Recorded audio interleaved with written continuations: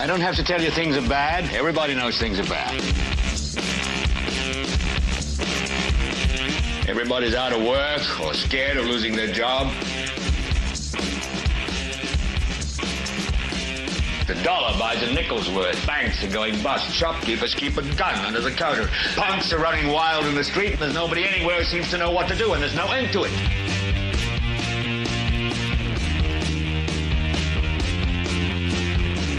The air is unfit to breathe, and our food is unfit to eat. We sit watching our TVs while some local newscaster tells us that today we had 15 homicides and 63 violent crimes, as if that's the way it's supposed to be. We know things are bad, worse than bad. It's like everything everywhere is going crazy, so we don't go out anymore.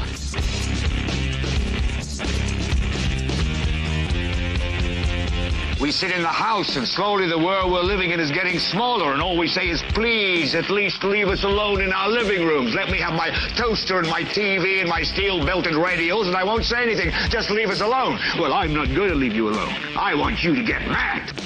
I don't want you to protest. I don't want you to riot. I don't want you to write to your congressman, because I wouldn't know what to tell you to write. I don't know what to do about the depression and the inflation and the Russians and the crime in the street. All I know is that first, you've got to get mad. You've got to say, I'm a human being. God damn it. My life has value. So, I want you to get up now. I want all of you to get up out of your chairs. I want you to get up right now and go to the window, open it, and stick your head out and yell, I'm as mad as hell, and I'm not going to take this anymore. Well, hello there, ladies and gentlemen, and welcome. Let me try to get this thing off the screen here. Thank you. Welcome, welcome, welcome. It is Monday, April 21st, 2025, and you're watching us live. If you are watching us live, it is just about 3 minutes after 9 p.m. Eastern. We'd ask that you do us the solid, hit that like button, smash that like button to pieces. If you have not subscribed, please consider doing so and do the things that you know that you should be doing if you get value out of this content. Also, if you're going to comment live, you want to comment over here on the right-hand side.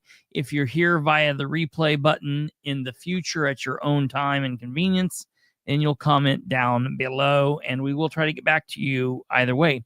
Producer Kate's down below at the controls, making sure everything's running smoothly. We're here, and we've got a pretty big show. I've been planning this show since Saturday, really. So it's going to be pretty interesting. We'll see what happens. I'm hopeful, and I know that nothing's going to happen at the same time. So we'll see, and I'll explain to you what that means. We do have a little bit of other material that I need to cover just briefly before we get into the main thick of this show. And by that, I mean, I want to give a little bit of kind of an update to the legislative event that happened last Saturday, April 19th in Winchester, Randolph County, Indiana. The two people that were there, the two political officials that were there, the state representative J.D. Prescott from District 33 and the state senator Scott Alexander from District 26, who were both in attendance. We did live stream the event as I told you we would do.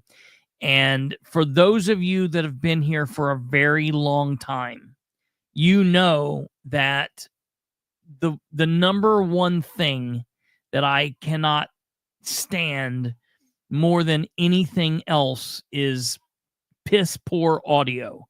I don't care if the video is bad. I don't care if you can't see who's on the screen.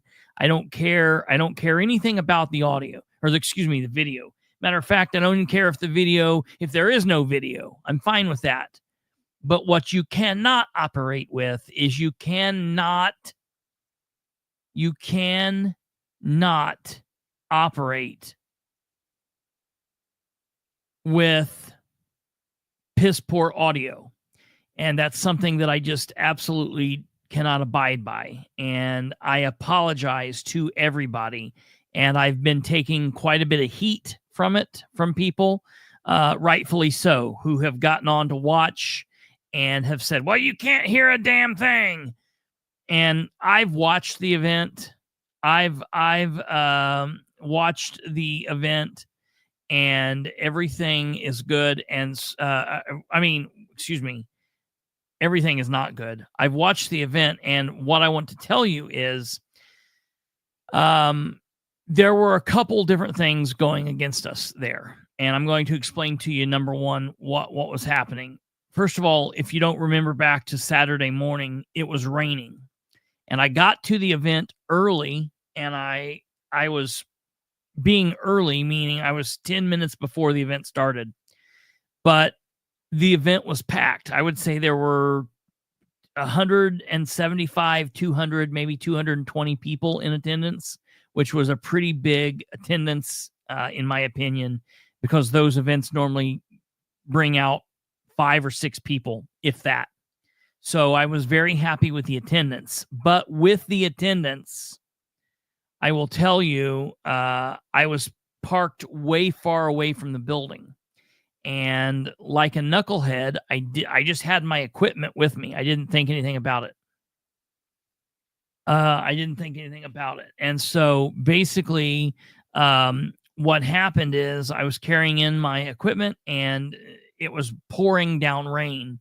And I was like, well, I'm going to give it a few minutes and see if this rain backs off. And it did the exact opposite. Like, it just continued raining harder and harder. And I mean, by each and every minute that passed, it started raining harder and harder and harder. And so there came a point where I was like, I'm just going to have to go for it. Well, by the time I got into the building, all of the equipment was damp. Even their equipment that they had brought in from the other part of the barn, they had some damp equipment there. So that's problem number one. I had some trouble trying to get everything hooked up and everything online, first and foremost. Number two, that building is made out of nothing but steel and concrete. And the Wi-Fi and internet capability in that building, unless you're just absolutely at the door, is shit. It's horrible. So if you're anywhere inside that building, like deep inside the building, the audio is no good. I have very good equipment, very good audio equipment. Obviously, here are the mics we use, Shure mics. I have these mics that work very, very well for camera recording. You know, yeah, right. I love it. I love it, David. I love it.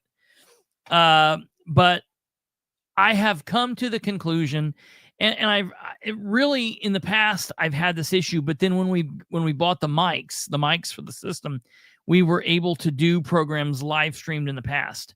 I have come to the conclusion that from now on, to me, live streaming is grand. It's the best way to do it, but I would rather static record an event and upload it 2 hours later than try to live stream it and not be able to have audio. So from now on, we will static record it with a Canon video camera with our sound system. And when you do that, you get good video and good audio. And we will just upload it once I get home. That would be the better way to do it. And we might not be able to live stream it, but you will have it that same day, just a couple of hours later, and you will be able to hear it. So that's my mistake, and I apologize to everybody. I will tell you, you didn't miss anything. I was very happy. I was very happy for the teachers, for the students, for the citizens that came out. I feel like they were able to, a lot of them were able to express themselves. It had to have been very uncomfortable for JD and Scott Alexander, which I'm thrilled about. They stood there and they were yelled out, and they had to take it for, from 8:30 until 10:15. So I'm absolutely thrilled that the public were able to have their voices heard. JD is an absolute coward of an individual. He used an excuse that was just complete cowardice. He started going over legislative issues, saying that he was going to get to Senate Bill 1 at the end. When he brought up Senate Bill 1, they sat down, time for the questions and answers. The very first question yelled out was about the Senate Bill 1 in the school. And JD just straight off the bat said, well, the school has threatened to sue us. They've threatened legal litigation, so we're not going to be able to comment.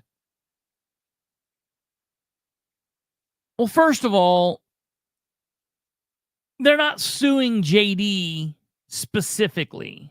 Okay, they would be fighting to say that the Indiana General Assembly is trying to pass this bill and trying to close the school without going through the proper protocol, the proper steps that have been put in place. JD was acting like he was being sued personally for something or whatever. So it was a nonsense answer. And I would say that JD was not smart enough to come up with that on his own. So someone slipped him that information, that answer. Maybe somebody in their legal team that said, oh, just say this, everybody will buy it. So JD saying that was nonsensical. He's an idiot. He's at no legal risk. Like Brandon's saying here, he's at no legal risk. No one's going to take his house. He's not going to be out money. They're not suing JD personally. They're not even suing JD professionally. So it's, it just complete nonsense. So I want to tell everybody something. I want to tell everyone something. I'm hearing people saying that, well, look what they've done to us. We're going to switch from JD to the Democrat.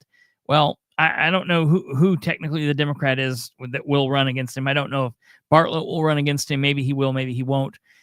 And maybe that's the answer. And maybe that's the answer for you. I'm just saying that doesn't necessarily mean that's the answer. It means we need better people, better candidates in office. We need better candidates to run against JD. We need good, solid candidates to run against him on the Democratic side, and we need good, solid, conservative Republican, conservative candidates that will run against him in the primary. We need both of those. We need absolutely both of those to run, and we need to put up solid candidates for that on both sides. So that's my piece there. Just bear with us. We've got some time to go before next year's election. Just continue following here, and we'll help you along that path. But JD has to go. I would be fine with booting Scott Alexander out of politics. Finally, I'm tired of him being around.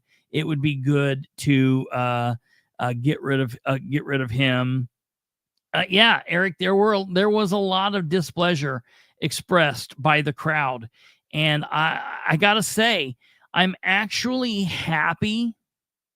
I'm really happy that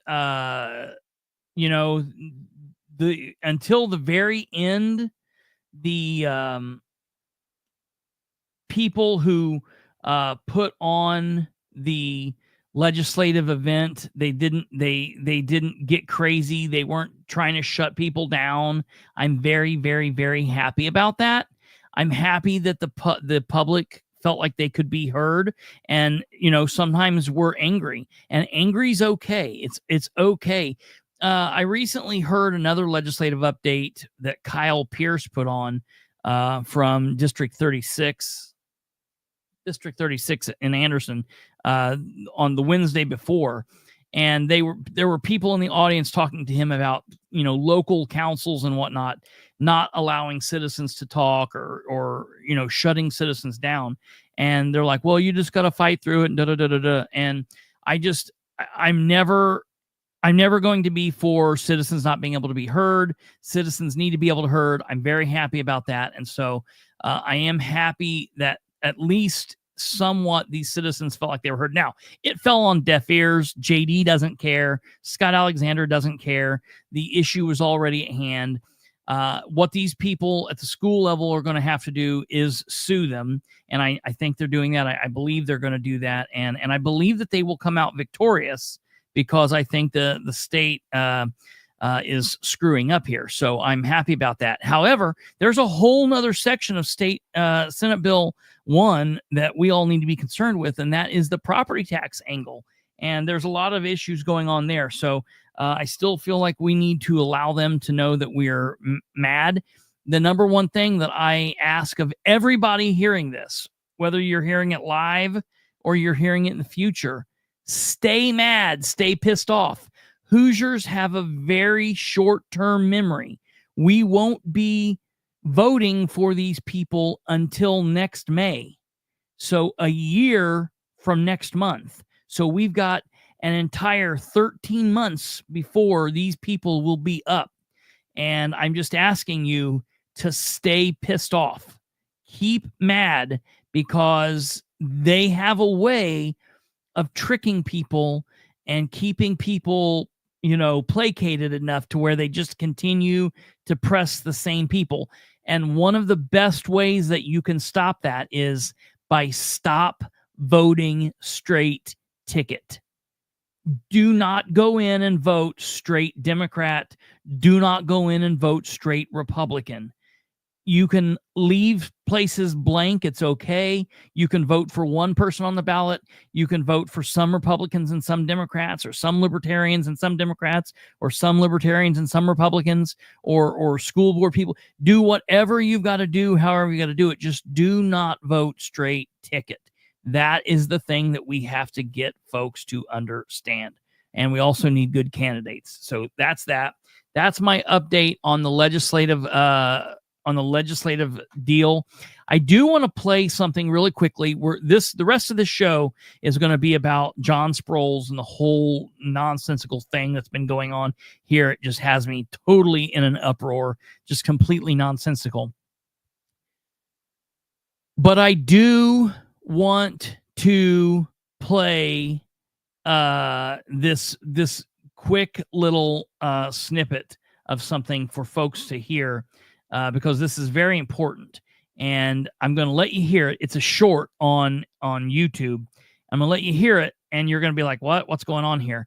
And then I'm going to stop voting for the incumbent. David Williams has an absolute point there. Stop voting for the incumbent. And for those of you that don't know, David Williams and I are friends. He's a troll, but he's a good troll. So normally I would say don't feed the trolls. You can feed David. Anyway, I want to people need to stop voting in the incumbent. They need to start voting in the primary. We'll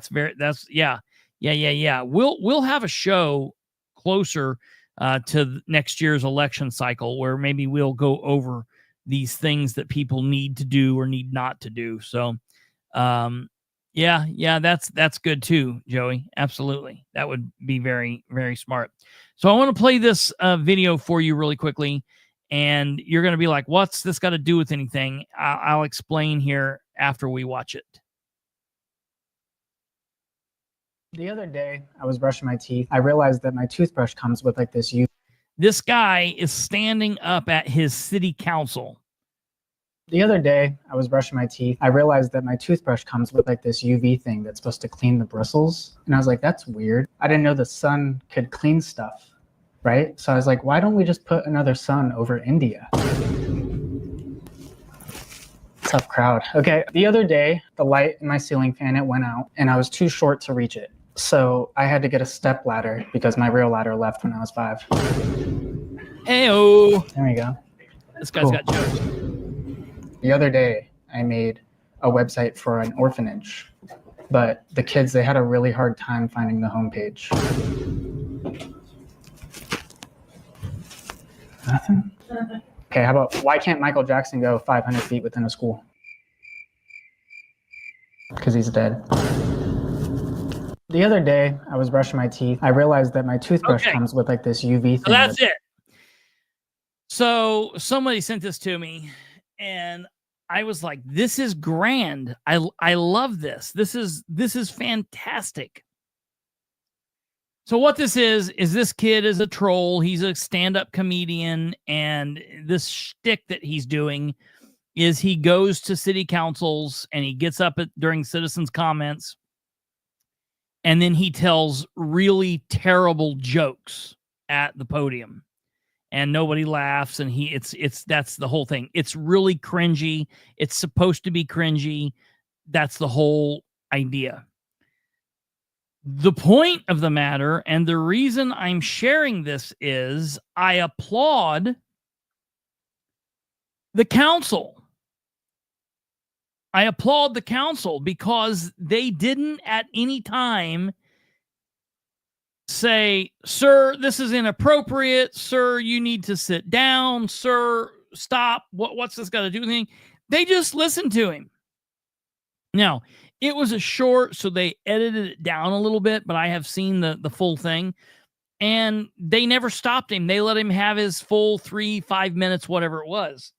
And this is just kind of in part with what was going on Saturday at the legislative update.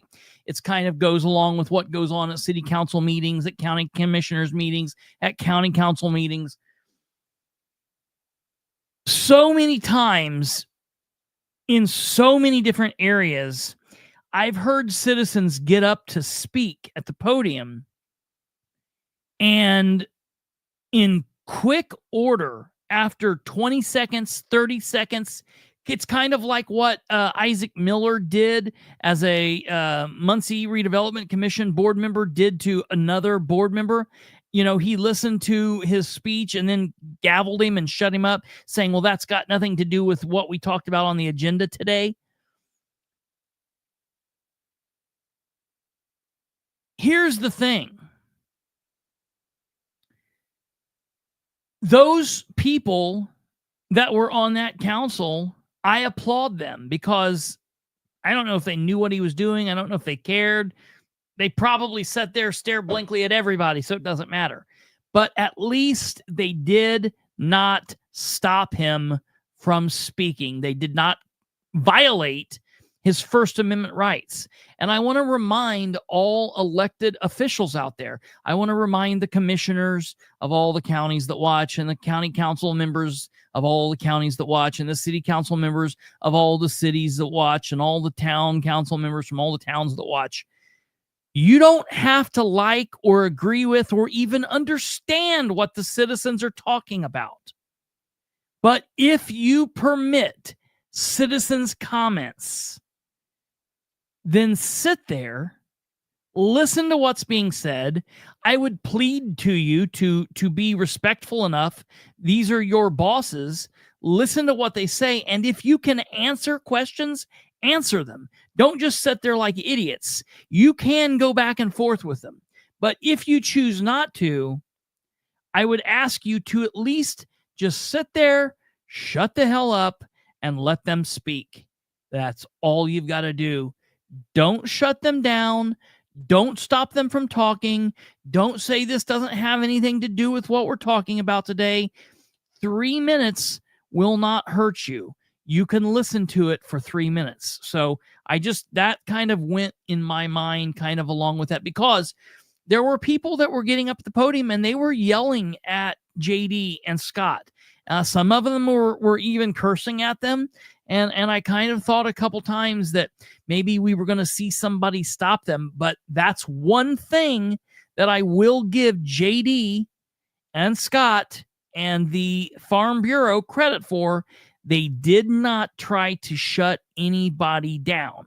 So I will give them that credit. Now, I will also ding credit from them, because at 9:58, the organizer got up and said, okay, we've got 2 minutes left, at which point everybody in the crowd yelled and were like, no, we're going till 10:30. And JD's like, I was not going till 10:30. I never said that.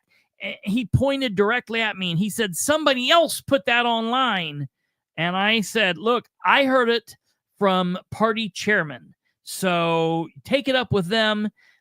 You know, I don't think they pulled it out of their asses. They heard it from somebody. So I don't know what the deal was, but everybody else, not just me, heard it was from originally 9 to 11, and then they pushed it from back to 8:30 to 10:30. So I will give him credit. He did stay around for an extra 15 minutes. And then when that ended, they stayed around and he did get kind of mobbed by people.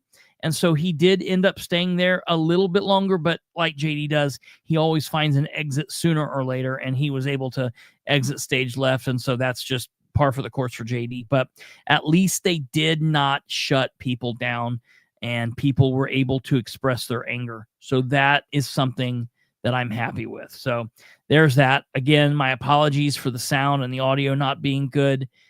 We will work that, and I promise you that this will be the last event where we will have shitty audio, because I just cannot abide by that. So we will deal with that. So, okay.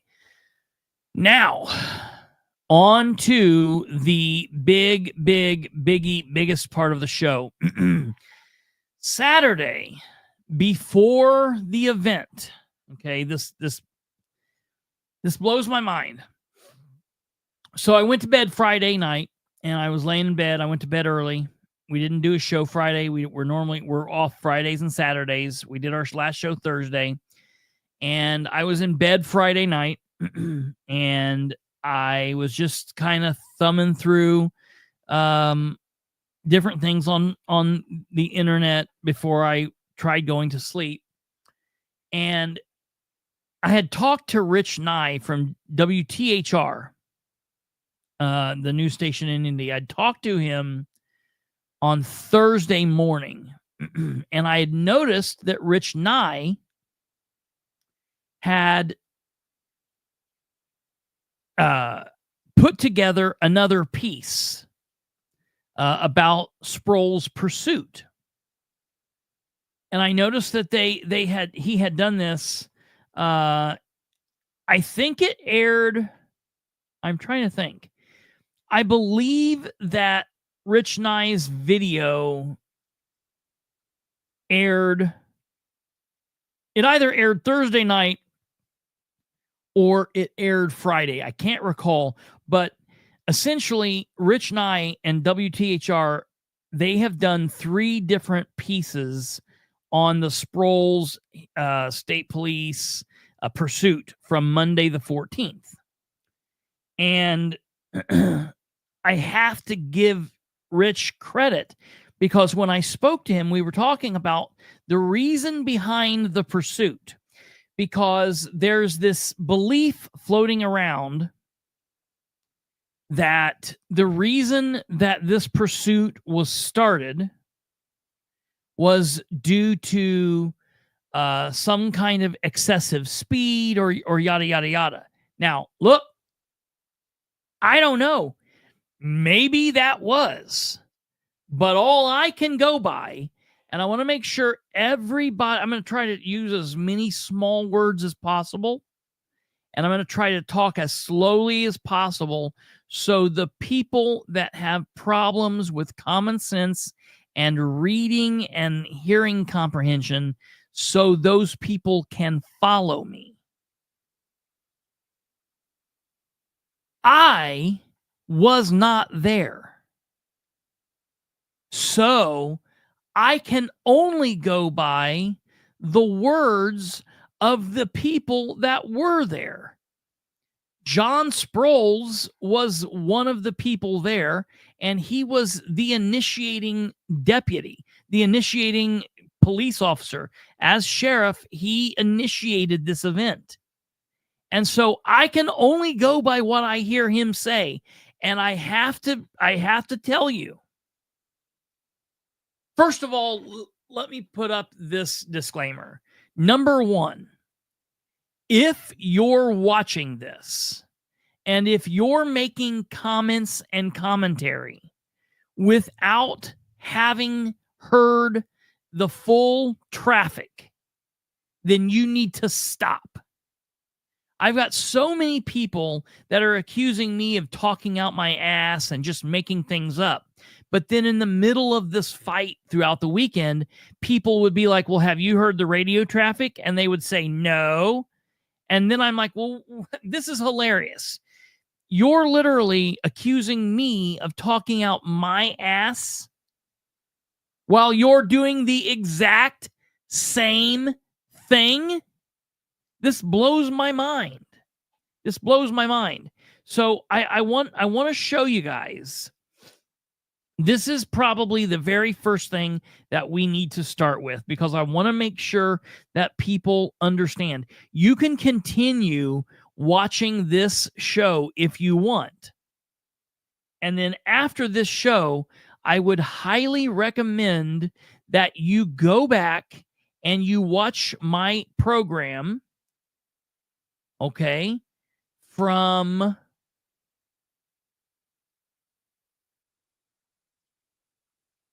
I guess Tuesday evening. It's this one right here. Right here. It's the one where Sproles looks like he's on the Britney Spears cover. And it's episode 432. Oops, he did it again. All right. And I would go there and I would listen to that, because in that video, we listen to the full traffic from start to finish. And I give commentary about it. But whatever the commentary I say, you can take it out, because you get to hear the radio traffic for yourself.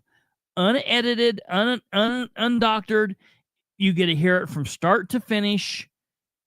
And that is what it is. So if you haven't done that, you need to listen to that. Okay, David Williams says, I heard it was from quick start acceleration from traffic, and that's not actually true. I'll explain to you why. And you have to remember what Sproles is telling the state police. So far, to me, doesn't seem accurate, because it's going against what we've all heard. So I think that there's a little bit of an issue here, because what Sproles and his department put out in their press release was not true. What it appears as though the state police have at least heard at some point from him does not appear to be true, because of what we witnessed on the traffic. So number one, if you've not listened to the original traffic, you need to go back and watch that video so you can hear the traffic. Number two, I am not just talking with no understanding. I'm not approaching this. Like, for example, if I was talking about a situation where someone went into a surgery and something was screwed up, I can have opinions on that, because I'm a human being. I've lived a number of years. I have been to doctors. I have had surgeries. But I can tell you from personal experience, because I've never been a doctor. I've never been a surgeon. However, talking about this, I'm extremely comfortable with, because I have been a law enforcement officer. I have time as a police officer.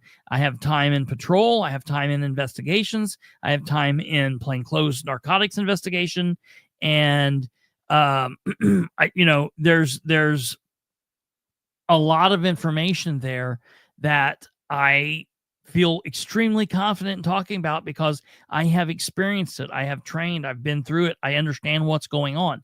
So this is not just a citizen talking out of his ass that hates the police, yada, yada, yada. Okay. This is someone that has an understanding of what's going on. All right. The main issue I first had with Sproles from the very get-go was the fact that Sproles was too young of a cop. He's not young, as in he got on the sheriff's department late in life. He ran a business, and he'd always wanted to be a cop. I think he always wanted to bully people. He always had that kind of air of superiority about him. And so he had spent time as a reserve 20-some years ago, and then he left that and went into being, a businessman. And then later in life, he became a police officer. But after serving only about 2.5 to 3 years on the road, he decided to run for sheriff. And he won. And so he's now leading a department with 2.5, 3 years of service. At this point, he's had about 4 or 5 years. Okay. So that's really important to understand. The distinction is he's still at the point where he should be learning things. If he wasn't sheriff, he wouldn't be a sergeant yet. He's still just a patrolman, a deputy, learning things out there. There's still things I'm sure that Sproles has not done in law enforcement. Okay? So that's the number 2 thing. All right. Now, Sproles says things. Sproles says things after the pursuit. And people are like, well, why aren't you going to take what he says after the pursuit? Well, I'm going to listen to what he says after the pursuit. All right. I'm going to listen to what he says after the pursuit. But I'm going to tell you what matters more to me. What matters more to me is his excited utterances during the pursuit. Now think about this. Think about you're driving down the road, you're going 100 miles an hour, you're chasing the bad guy. You don't know he's got guns. You don't know if you're going to get in a shootout, what's going on. It is a very tense situation. Yeah, I'm going to be really honest. It's fun. It's fun driving fast and crazy and carrying on. Pursuits are fun. They're dangerous. You have to be trained well. You have to be cautious. You have to know what's going on. But they are a lot of fun. But I'm going to tell you, a lot of police officer-involved accidents happen after a pursuit because officers will get tired or fall asleep behind the wheel because of what's called the adrenaline dump. So there's a lot of adrenaline going on during a pursuit. So the things that an officer or the sheriff or anybody in a pursuit are saying during the pursuit tend to be more factual than what he's saying 12 to 24 hours later when he's in cover his ass mode. Does that not make sense? Tell me if you understand that. Tell me if you understand that. Like that makes sense, right? You get what I'm saying? That it makes more sense that he would be more honest in the moment than maybe 12 to 24 hours when he's had time to reflect on things and think, ooh, maybe this wasn't good, or ooh, I better say this, or ooh, we better use careful report writing. Okay. So that's very important. So the news after this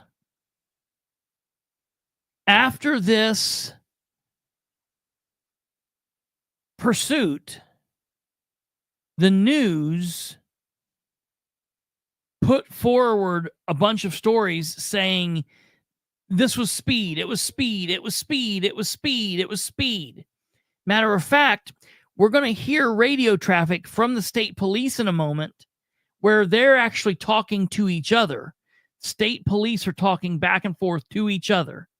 And they're going to be saying, well, hey, this is speed related. We're going to cut this off if the only reason that this pursuit was due to speeds, we're going to terminate. So the state police even said if it was speed related, that's not enough reason for us to continue pursuing. Well, the reason they were saying that, I don't know why they were saying that. Because when Sproles was asked why the pursuit first started, Sproles said one phrase. One phrase. 1037. Only thing he said.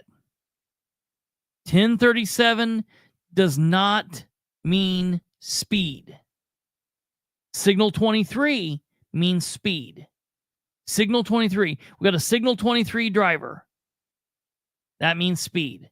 Signal 23 does not sound anything. There's no way to get that confused. Signal 23, 1037. Nowhere. No way. 1037 means suspicious driver. Okay? And so I just want to keep you guys aware. Thank you for that, Joey. I'm sure that there are more. I promise you there are more out there, but I get the sentiment. I understand what you're getting at. And Stumblefoot says attorneys know the law. That's why cops are a dime a dozen. And listen, to be fair, like I studied this stuff. I was a nerd about it.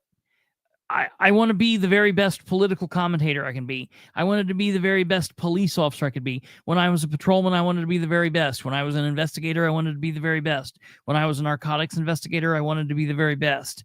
I had friends in the prosecutor's office. I didn't want to just put together a case that, man, maybe it gets prosecuted, maybe it doesn't.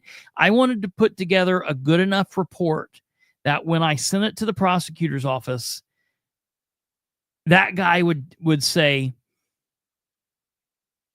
I'm taking a plea. I'm not, and it's going to be the highest level plea because I know I'm screwed. So I did a lot of training, and I learned and read and talked to attorneys about the laws, and I made sure that I was very knowledgeable. I still stay knowledgeable on these things. Okay. So I want you guys, we're gonna look at a couple things. So first of all, now we're gonna go back to Friday night. Okay, Friday night, I'm sitting there and I'm thumbing through, and I noticed that Rich Nye has put out a new video. So I go to watch the Rich Nye video that he put out. All right. And I'm going to play this video for you now so you guys can see this, because this is really important to why we're doing this video now. This is the whole reason that we're even doing what I'm doing right now. Let me get this commercial stopped here. And we'll get this started. Here we go.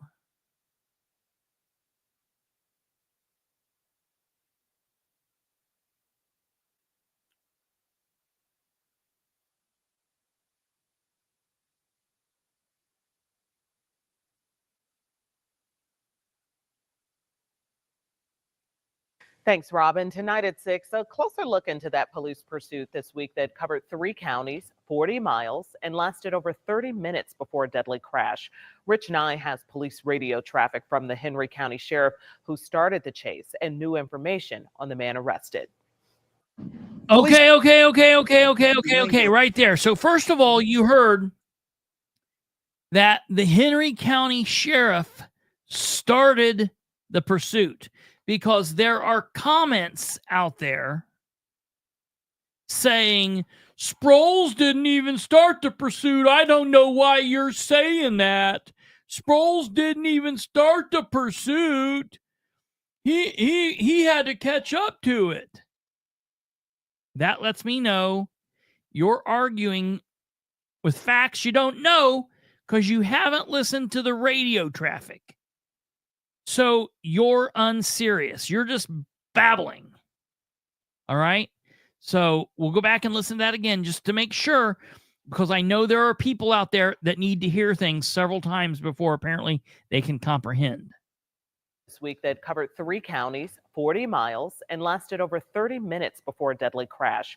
Rich Nye has police radio traffic from the Henry County Sheriff who started the chase and new information on the man arrested. Police believe this stolen Dodge Durango going south on Midhofer Road hit 2 other cars around 9:40. Okay. We got to stop there, because people have heard this and they've been like, what do you mean suspicious? Well, yeah, it's suspicious because it was stolen. Well, and this one I'm not going to blame on lack of common sense or ignorance or lack of comprehension, because I understand this one might be tricky. If you weren't a police officer, you might not know this. Or maybe you didn't hear the radio traffic again. So in the original radio traffic, when Sproles says that he's going to pull this vehicle over, he gives the plate information. And when he gives the plate information, he says it's a temp tag, a temporary tag, which is what you get when there's a new vehicle. Okay. When you go buy a new vehicle, the dealership gives you a temp tag. Those temp tags are not like, all right, so right here, we're seeing this car and it has a specialty plate on the back. The specialty plate says SU space HATS. So for example, if I'm the police officer behind this car, and let's say I was going to pull this car over, I would get on the radio and I would say, maybe I'd want him to run the plate. I'd say, hey, can you give me a 1028 on Indiana plate, Sam, Union, Henry, Adam, Tom, Sam. And that's the plate number, the plate I would have gave them. Or if I was going to pull the car over, I would say this, whatever my unit number is, let's say I'm the sheriff of Henry County, 33-1, I'm going signal 27 at Indiana 3 and Riley Road on a Indiana plate, S Sam, U Union, H Henry, A Adam, T Tom, S Sam. And I let them know where I'm at. I let them know the plate, and I let them know, what I'm doing. Signal 27 is a traffic stop. That's what I would do. And when I give that plate to dispatch, they can easily pull up where that plate's from, who it's registered to, what kind of car it comes on, whatever. But a temporary tag,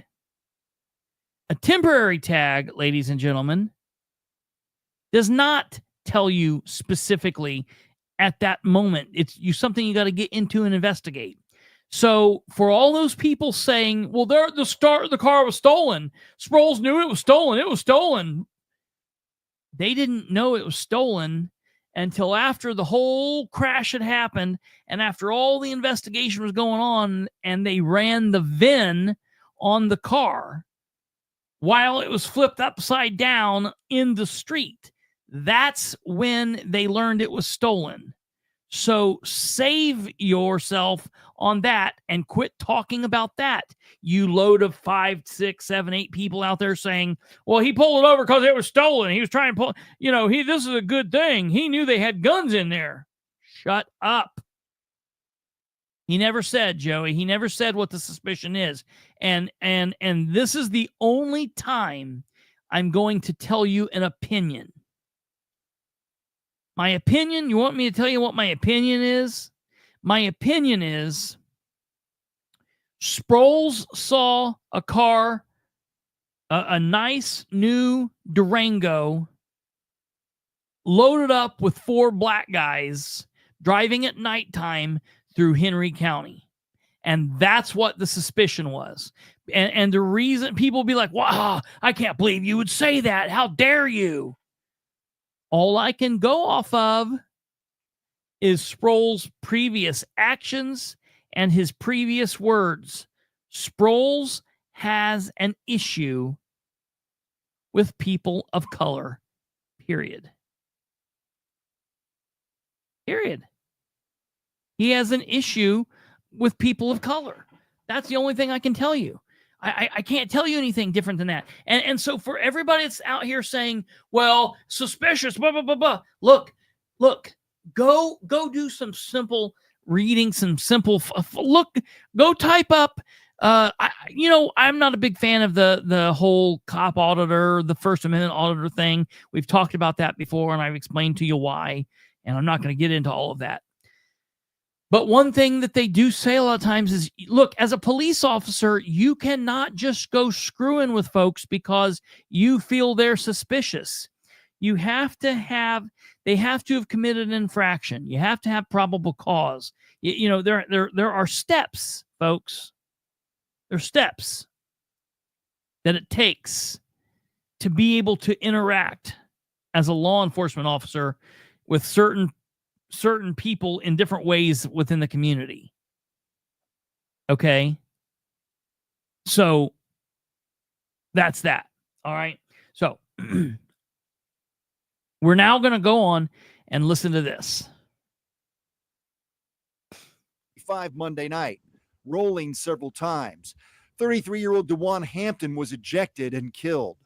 State police arrested a 38-year-old Indianapolis man on Thursday who they say was the driver.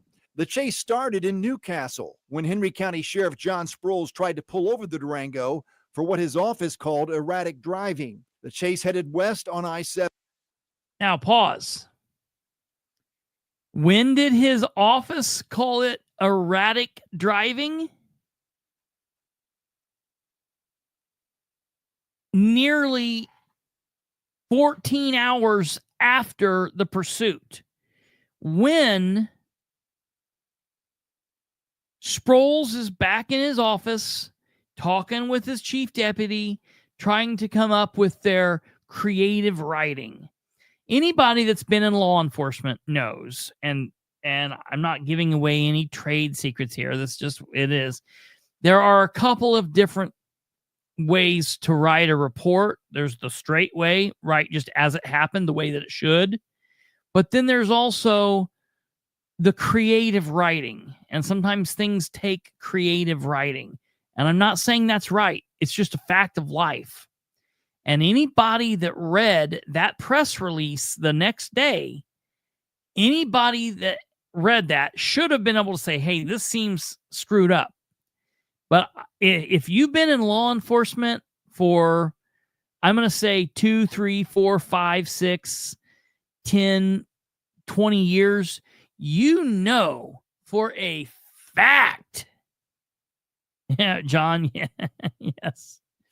You know for a fact that press release was creative writing. Creative writing. Now, everybody's asking about video, car cams. Henry County, to my knowledge, does not have dash cams. They have body cams. Well, your sheriff wasn't in a position where he had a body camera on because he wasn't in uniform. So he didn't have a body camera. So no, there's not going to be a body camera or a dash cam from Sproles. 3328, Greg is his name. I forget his last name. It's kind of a funky last name. You can average or whatever. The deputy, 3328. He will have a body camera, and I have already requested that footage. I've also requested the footage from all state police and all of that. Okay, so as soon as I get that, we'll watch it. But all right, let's go on. So when Rich first says the sheriff's department says erratic driving, that is what they said the next day. That's in cover their ass mode. Okay. Jack. Okay, let's continue 70. on. Information ISP wants to know the reason for the pursuit. 1037. The answer. 1030. ISP wants to know the The chase headed west on I-70. information ISP wants to know the reason for the pursuit. 1037. The answer from ISP wants wants to know the reason for the pursuit. Erratic driving. The chase headed west on I-70. Information, ISP wants to know the reason for the pursuit. Information. ISP wants to know the reason for the pursuit. This is while the pursuit is in action. This is while the sheriff is all hopped up on adrenaline. All right. The sheriff says what anyone that listened to my show the other day knows. He says 1037. The answer from the sheriff, 1037. That's all he says. He never says anything more. Never says another thing. All right. Never says another thing. Now, after the pursuit starts and the Durango is now driving 130 miles an hour down the interstate, yeah, he's speeding. So now there are reasons to stop the vehicle. But it all goes back to that initial thing, and we're going to talk about things like fruit of the poisonous tree here in a moment. And I know that's might be a crazy concept to some people, or people might be like, what are you talking about? Fruit of the poisonous tree. We'll talk about that here in a minute. 1037, is a suspicious vehicle. Stop sticks on the interstate failed, and the sheriff called off the chase for his agency as it neared Marion County. Let's go ahead and terminate. Henry County is going to terminate. State police took over, but the sheriff did not head back to Henry County. I'm going to continue on that way. 28 continue on that way as well. 28 is a number identifier for the deputy who took over as the lead car in the pursuit. The Durango. So we just heard right there. Sproles and the other deputy did, when they terminated, they did not head back, okay? They called out to the radio, they terminated the pursuit. Did they turn off their lights and sirens? Let's listen. Exited at Post Road. All agencies claimed the pursuit was terminated. All right, right here. This is the whole reason, ladies and gentlemen, this is the whole reason we're doing this, okay? The whole reason we're doing this is because of this stretch of video right here, all right? When I watched this video Friday night, because up until this point, keep in mind, I hadn't watched this, and up until this point, Sproles was saying like he didn't go to the scene. All right, he wasn't at the scene. But then I watched this video. And instantly I'm like, well, there Sproles is right there. Look, here's a trooper. Now, I don't know. Anybody watching, can you tell me if this 33-1, or excuse me, 33-28? Is this 33-28? Greg Yukonavage or whatever his name is? I don't know him. Let me see if I can find him. I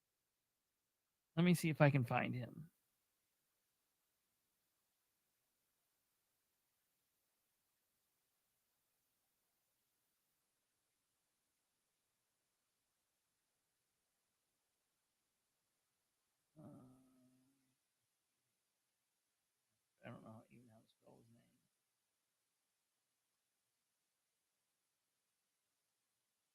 name. Okay, Eric says I believe that's Greg. I don't know how I can find out.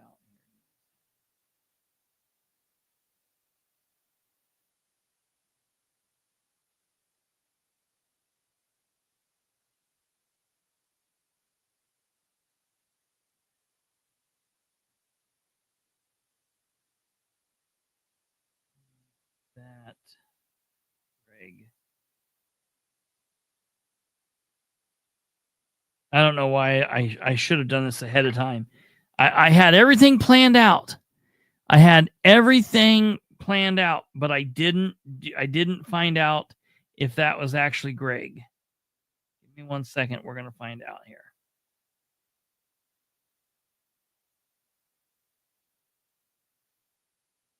Man.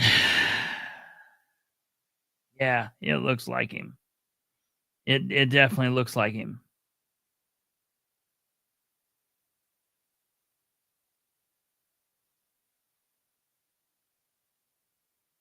Oh, okay, right here. See here. Who got these awards? Yeah, Greg, you can average. Yeah, okay, it's him. It's him. So that's the only guy I was not sure, but looking here, I can tell. I can tell that's him. Yeah, that is him. That's him. So there's Greg. All right. But I don't care if that's Greg or not. What I really care about is this knucklehead right here being Sproles. And the first thing I noticed is, well, he's not in uniform. It looks like he's wearing one of his track suits. Y'all know what a track suit is? Sheriff wears things like that, like to work out and whatever. So he's not in uniform. He's in a track suit, and because he's got out, he's in his car, so he's got his jacket and thrown his jacket over side, over his plain clothes. So now he looks a little bit more official. All right. I don't know why anybody standing around was like, wait a minute, you tried pulling this guy over in plain clothes, in jogging shorts, or in sweatpants and a plain, what? Are you kidding me? Are you for real? All right, but I literally have people telling me this is not this is not John Sproles. For the people of Henry County that know Sproles, is there anything in your mind that tells you that that's not Sproles? I'm going to show you these people here in a minute. Literally fighting with me on Saturday, telling me this is not Sproles. All agencies. Right there, look. Oh my God, they lit his face up and everything. Yeah, that's Sproles. Like, look, I get it. He's going through some kind of mental thing. Maybe he's on medication. He's a little puffy. Medications do that. Depression does that. Maybe it's too much late night ice cream. But I know he's a little puffy. But that is Sproles, man. It is Sproles in a tracksuit. What is going on here? It's 100%. Here's the two Henry County guys. Sproles, and you can average. Right here. Here. And I don't know who this other dude is. I don't know if this is an intern or somebody riding along. I don't know if he must be a detective because it looks like he's got a gun. Okay. Talking to a trooper here in uniform, and either a trooper detective or an IMPD detective. I don't know which. Both were on scene. And then either another trooper detective or an IMPD detective, but again, both were on scene. Literally, I took this picture. I had people telling me that's not Sproles. These claim the pursuit. Right, dude.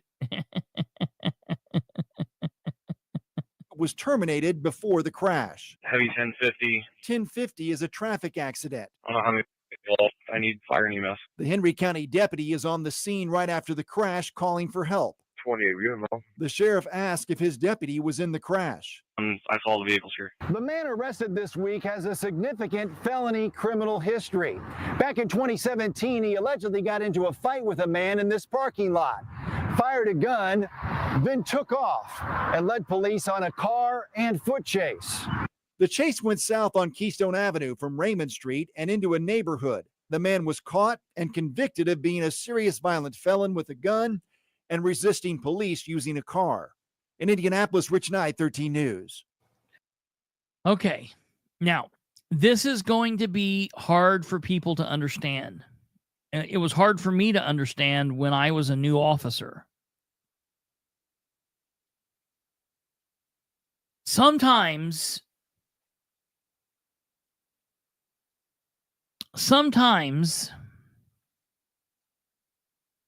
you get tunnel vision and everything drops out and all you want to do is catch the bad guy. And in your heart of hearts, maybe you know it's a bad guy. Maybe you have reason to believe it's a bad guy from other information, or I don't know. But at that moment, you need either your training to kick in and tell you, hey, you need to pull back, or you need supervisors to pull you back. And Sproles doesn't have that, because Sproles is the top cop of the sheriff's department, and with very little training and no real discernment. And it's like nobody there, he's got nobody to pull him back. So he just does what he wants to do. Now, there are people out there that are saying, but listen, this guy was a bad guy. The driver was a bad guy. They had guns in the car. The car was stolen. Yeah. Yeah, that's true. All that's true. Well, I'm going to explain to you something. If I'm a police officer and I'm driving down the road and I see a Cutlass driving down the road, and I look over and it's a white, scruffy guy with a beard, and I just think he looks dirty. He looks like a piece of shit. He's not speeding. He uses turn signals. And everything's right. But I pull him over because I know that this guy is a piece of shit. He looks like a piece of shit. I light him up. I pull him over. I walk up and I talk to him. Fight with him. He's like, why'd you pull me over? And I'm like, well, because you look suspicious. Give me your license. And he doesn't want to give me his license. But I finally give me his license. I run it. I go back. I run him. And he's licensed. I'm going to give you two examples. He's licensed. Everything's good. I go back up to him. And cops, you'll know a lot of times cops will touch the back of the car. When I touch the back of the car, the hood, the trunk comes up, and there's a dead body in the trunk. I arrest this guy, and the prosecutor tells me, hey, we got to throw this out, because it's fruit of the poisonous tree, which basically is a legal concept that means if a law enforcement officer doesn't have the proper reason, the proper authority to be in a place or to make a contact or to make a stop, and I find secondary evidence as a result of that initial bad stop, all that secondary evidence gets thrown out because it's fruit of the poisonous tree. The tree being the initial reason for the contact. And if that was bad, everything that tree touches is bad. So if that tree sprouts off a fruit over here, and that fruit happens to be, 60 pounds of marijuana, or 10 kilos of coke, well, I'm shit out of luck because I pulled this guy over erroneously. Okay. So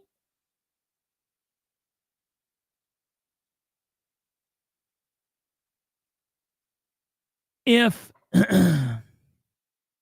let's say for the other example of that is if I that's a good enough example.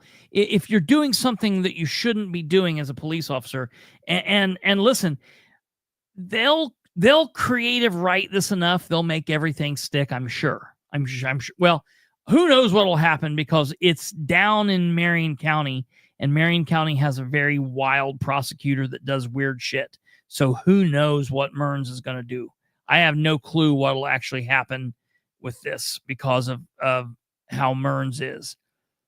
But if I was a police officer, I would be very worried. If I was a police officer connected to this, I would be very worried with what this was going to turn out on, because of the fact that the sheriff pulled this guy over, attempted to pull this guy over because it looked suspicious.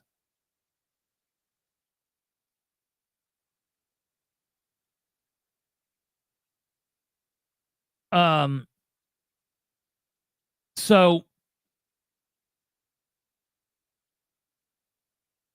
yeah, Diane, that's the thing, because everyone keeps saying like, well, we applaud Sproles for doing what he's doing because he got a bad guy off the street. The thing is, if you get a bad guy off the street for the wrong reasons, they're not going to stay off the street. You did not open the trunk; it just opened by itself.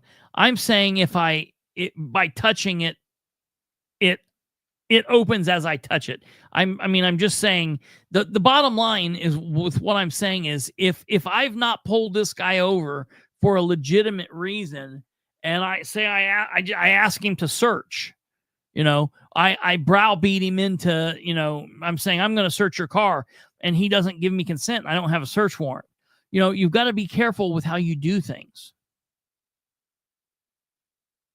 Doesn't Sproles have a known questionable reputation that should be factored? Absolutely. So here's the thing. In Delaware County, I'm telling you that kind of stuff would be factored into it.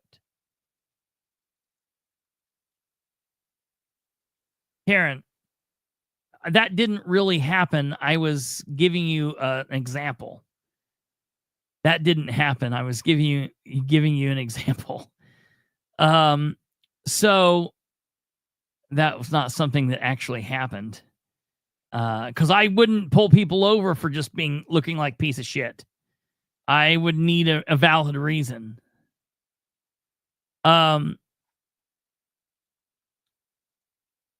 Listen, I'm going to tell you, prosecutors know bad cops and dirty cops and will know, we can't trust this guy. We don't think this guy does good police work. I'm going to tell you right now, the prosecutor in Randolph County, his dad was a sheriff. And before he got in retirement mode and stopped really caring about much, because he's now in retirement mode, he used to say, like, look, if I knew that I had a guy that lied in reports, I wouldn't file his stuff. He would say, I've told the sheriff's department or the police department, like, you better do something because, I don't trust this guy.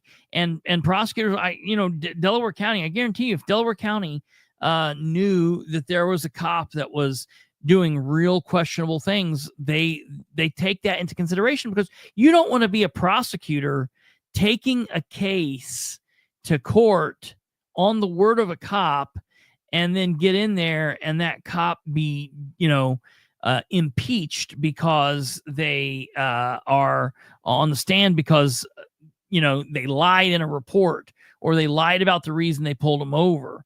That's a pretty big deal. So keep that in mind. Okay. I want to take you now and I want you to listen to this next. I want you to listen to this next thing. This is very important. Okay.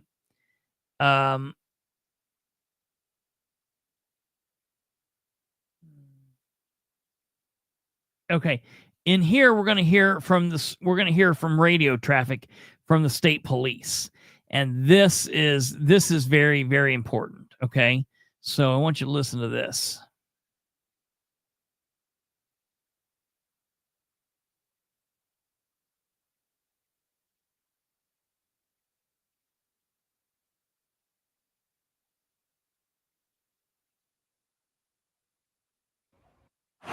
The Henry County Sheriff's Office says it tried to stop the suspect vehicle for driving erratically in Newcastle, but the driver kept going.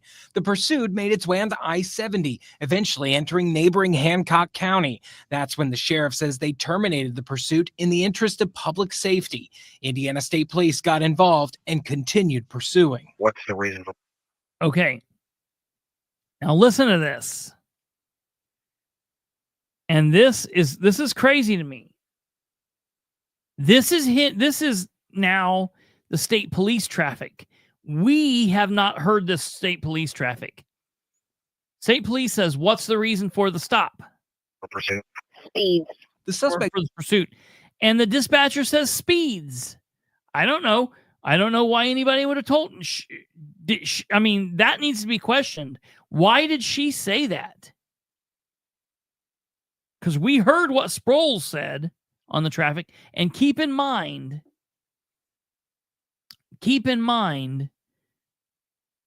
their traffic is not on the same dispatch, okay? It's not the same dispatch traffic. They were basically patching it back and forth. So Sproles and 28 were talking to their dispatch. Their dispatch was then on the phone with state police, who the state police dispatch was talking to the state police and getting their information over the phone. So I don't know if this was an assumption, but that's interesting to me. But and it's not like she even waited to get an answer from the Henry County. He asked and she immediately says speeds. But it's this next traffic that is most interesting. Okay. Yeah, that's exactly right. Now, right. That's see, I think that was before they had, Diane, you're right. But I think that's before everybody, I think this was put up before everybody heard the Henry County traffic. I think they were all going off of the ISP traffic. And I think that's the thing that's going on. There is a lot of untruthful statements that have been told in this investigation early on. The vehicle eventually entered Marion County, getting off on Post Road and onto surface streets. Speeds are still like 120, traffic still light. Despite terminating their part of the pursuit, the sheriff's office. So listen to this.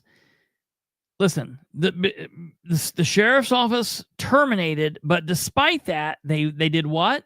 Says a deputy, quote, remained in the general vicinity and followed at a distance to maintain situation. Now they say they're following at a distance, but that's not what we hear on the ISP traffic. Let's hear.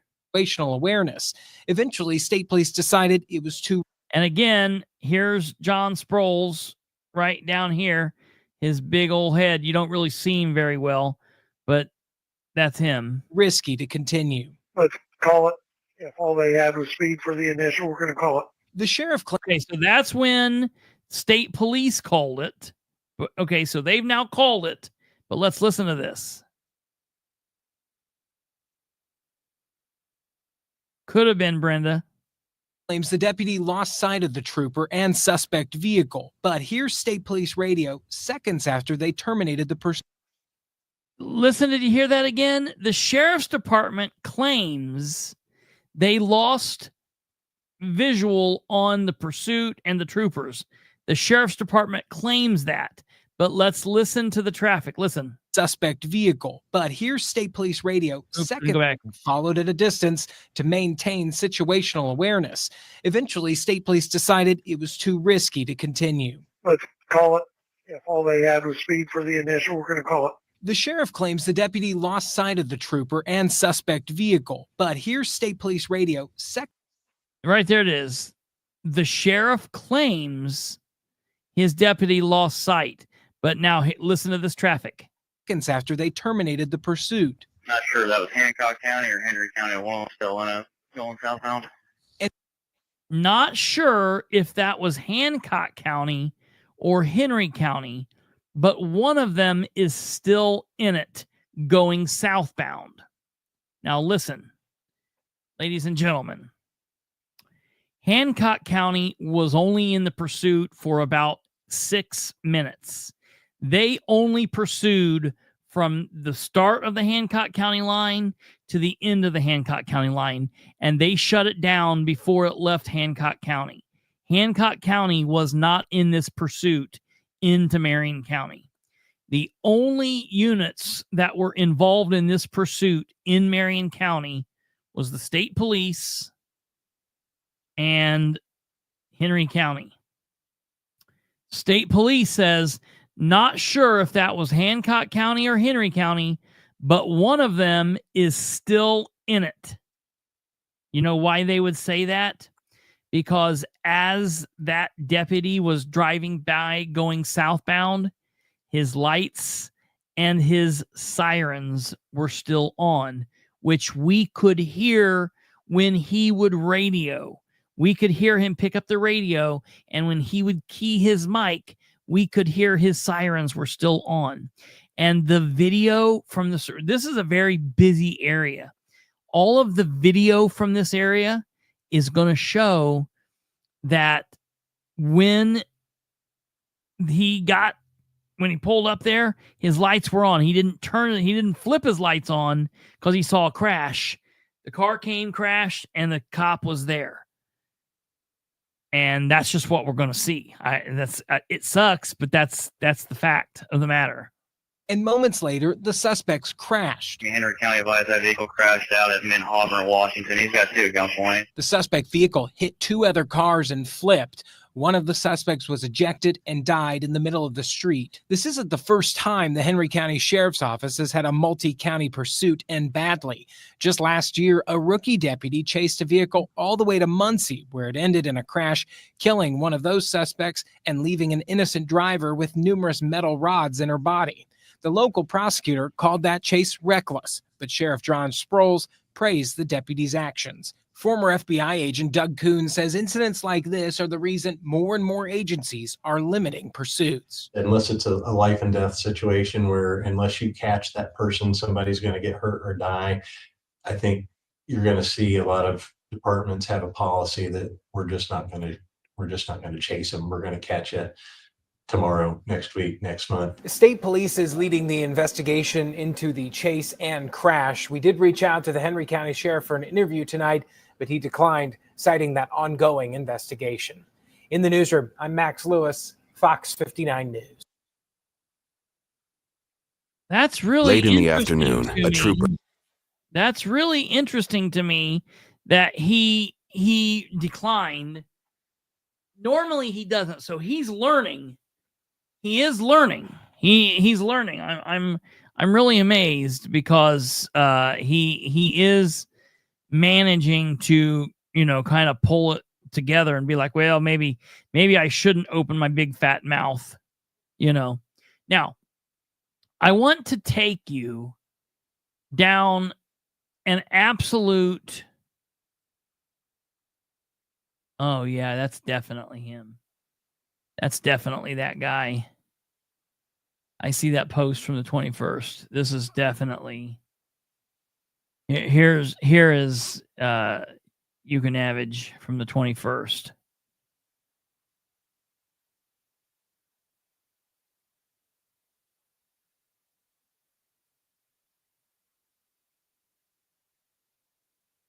Yeah, that's definitely him. Certainly. No question. It's going to cost a lot. It's going to cost a lot because you can be sure there's going to be lawsuits filed. Yeah, he had Josh do the statement. Absolutely. Absolutely. And that's something that's very strange because Sproles generally likes being, the big shit. Well, I've not had anybody reach out to me. Now, I will, for the last 3 days, I have been telling the people that have been shitting on me that tonight was their night to come on and defend their boy and to prove me wrong. And I'm going to tell any of you out there watching me, if any of you are watching that want to come on and prove me wrong, I don't need people to come on and agree with me. Anybody that's watching that wants to come on and prove me wrong, now is your chance. Let me know. Put a comment in the comment section here. Private message me, and we can do one or two things. You can come on by video if you so choose, or we can connect through a call in, and I'll give you the floor. I won't interrupt you. I'll let you say your piece. I'll be polite and respectful. I'll say my piece, and then I'll give you the last word. Come on. You can come on and you can prove me wrong. Shouldn't be that hard. I mean, I'm going to show you what some of these people were saying. It's absolutely mind-boggling to me, some of the nonsense. Yeah, well, we're gonna get to Tom. Tom's gonna be a special person we're gonna talk about here in just here in a moment. So I'm gonna show you what started all of this. So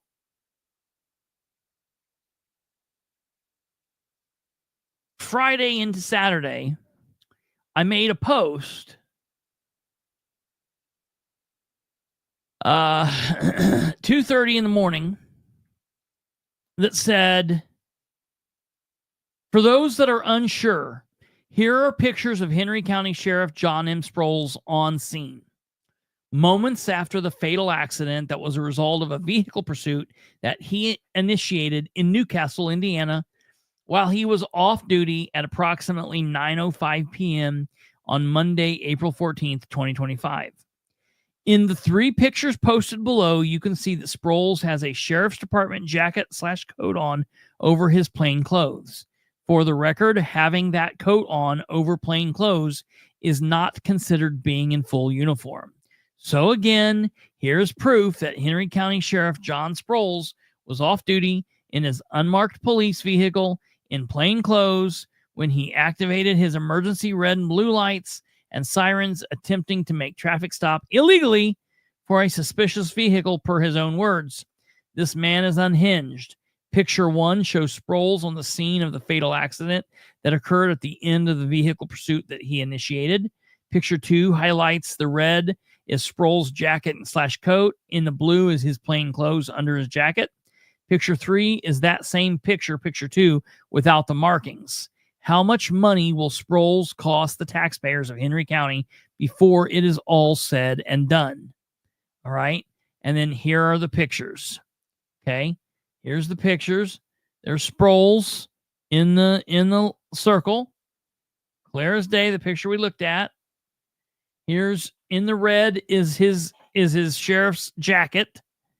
And in the blue is his tracksuit. And here's that same picture without the markings. Okay. Now, this is where it gets wild. The comment section. All right. We want to look at all comments. Okay. It doesn't matter. Just like the pursuit that killed the young man in Muncie, it was a result of off-duty officer that was not charged. It's all bullshit. I understand the person's thoughts there. Okay. I get it. I definitely understand. And you know, it's rough, you know. Okay. The point, he's still an officer. His lights and sirens were on and the criminal ran from an officer. Clothing doesn't make the officer. I get what they're trying to get at, but unfortunately the law disagrees with them. And the biggest thing I had facing me was a bunch of people saying, you can act when you're off duty. Look, you don't got to tell me. I get it. I did that. There were times when I was off duty and I would see something happening and I would get involved in what would happen. But I tell you what, I never did. I never, ever, ever, ever, ever pulled a vehicle over in an unmarked car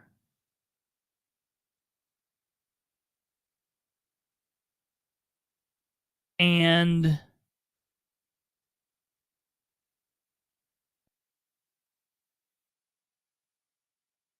plain clothes. That's crazy. It's nuts. It's absolutely crazy to me. So you have people fighting back. I put the law up here, and I will explain. I'll explain this here in a moment. So the law, Indiana Code 93022 says uniform and badge marked police vehicle exceptions, except as provided in subsection B. Keep that in mind here in a minute.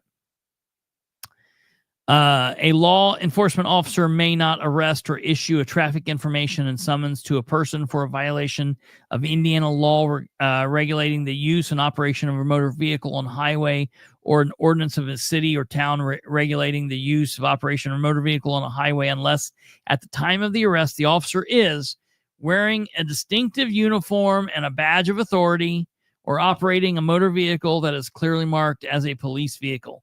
That will clearly show the officer or the officer's vehicle to the casual observations to be an officer or a police vehicle.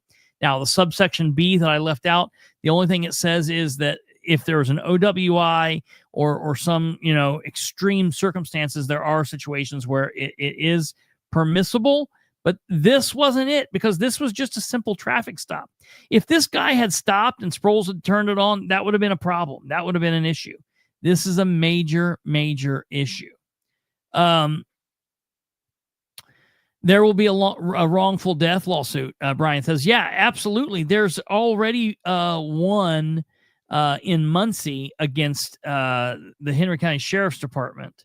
So that's a very, very big issue. Jack says, Sproles flipped the skirt up on his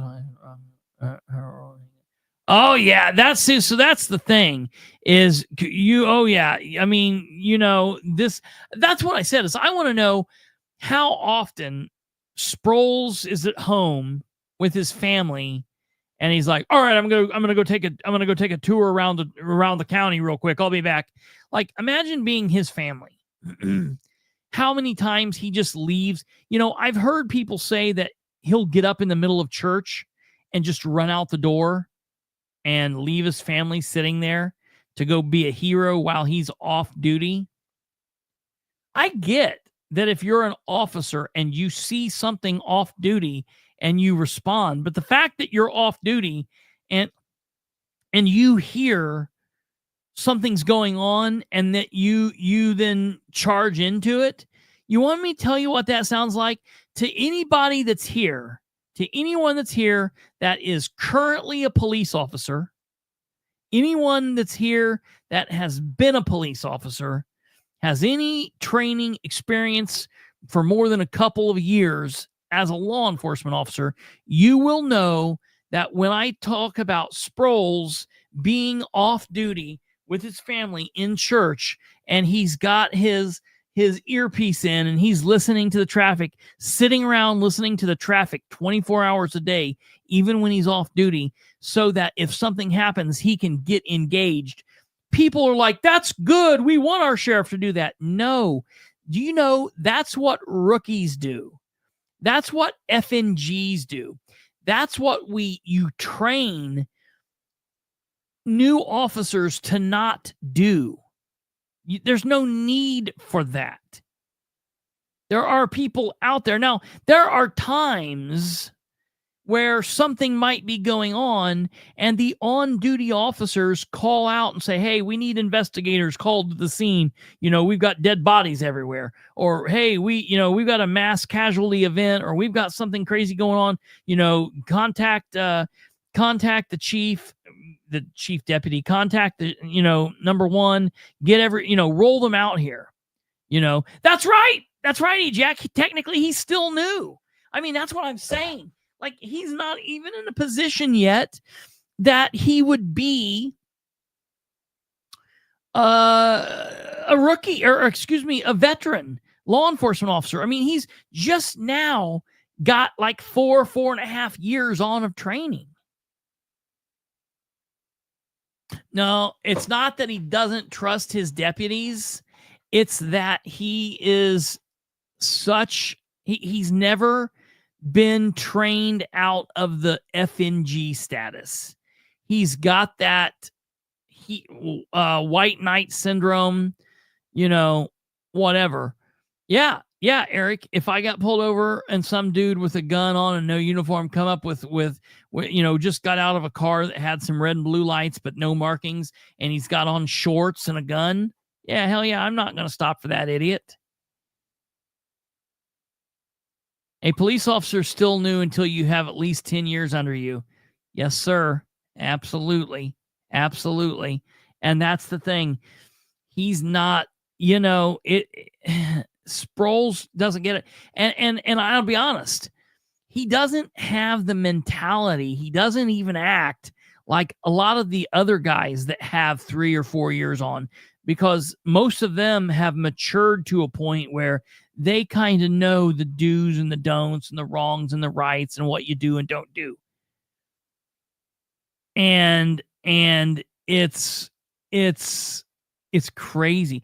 It's a little bit of control. It's a little bit of control, but it's more than control. It's a power hunger. He needs to be seen as the person, in control, taking charge, being in power. It's just this weird thing that he has. It's so strange. Let's see here. I'm going to go down, get some of these crazier people here. Car 1, which is Sproles, did not join the chase until State Road 109. No, when you're listening to a pursuit, Car 1 is the car that's first behind. Car 2 is the radio car, and what this guy is referring to is the fact that when Greg Yukonavage finally caught up to them on 70, they switched, and Yukonavage said, I'm going to be car 1. And the reason they did that was because 3328 had the faster car. Okay. So that's that. Let's see here. Kind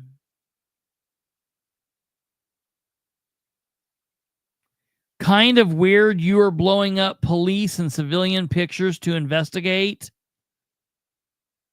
What? What do you mean? We've got people saying off-duty officers are fully allowed to initiate vehicle stops. This is what I'm talking about, the comprehension. That's not...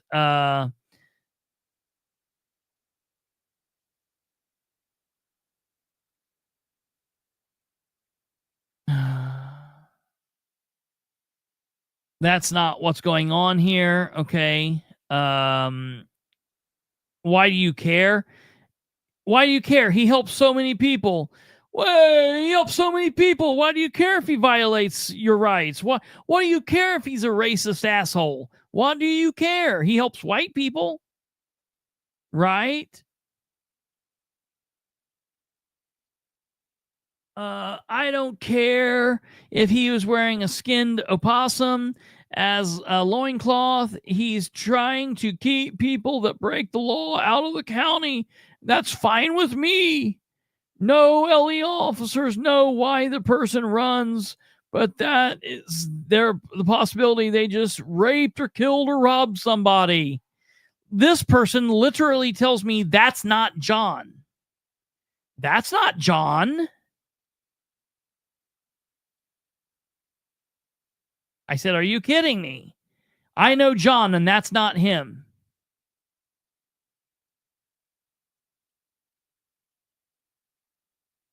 I said, ask him. Ask him if it's him. I would like to see that.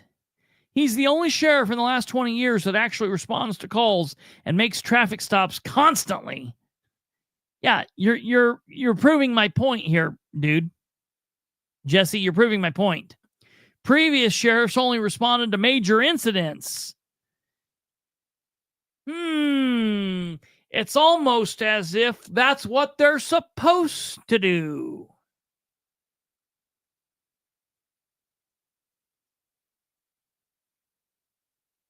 Crazy idea. Don't run from the cops. Okay, let's go look at some of the crazier comments, because it gets even crazier if you believe it. Okay, so to get this straight, this is my favorite. So to get this straight, in summary, you are advocating for a car full of criminals and weapons, correct? Yeah, way to keep Henry County safe.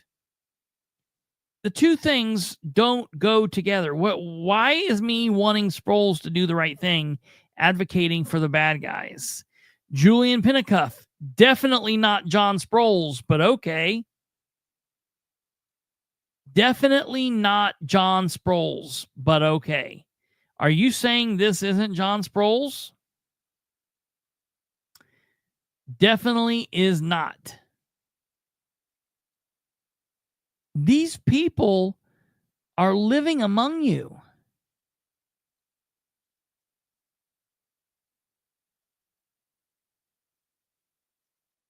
Yeah, that's right, Brian.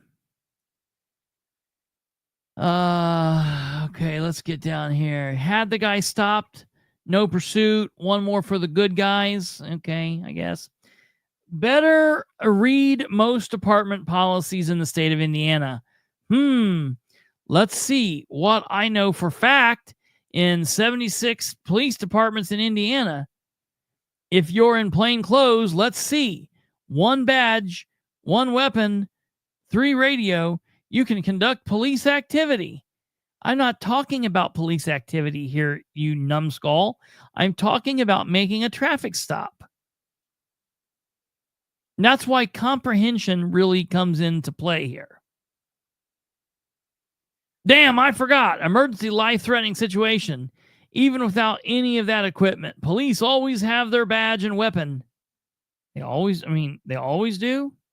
Now listen, when I was a police officer, I carried I had a wallet that had my ID in it, and I carried a concealed badge wallet.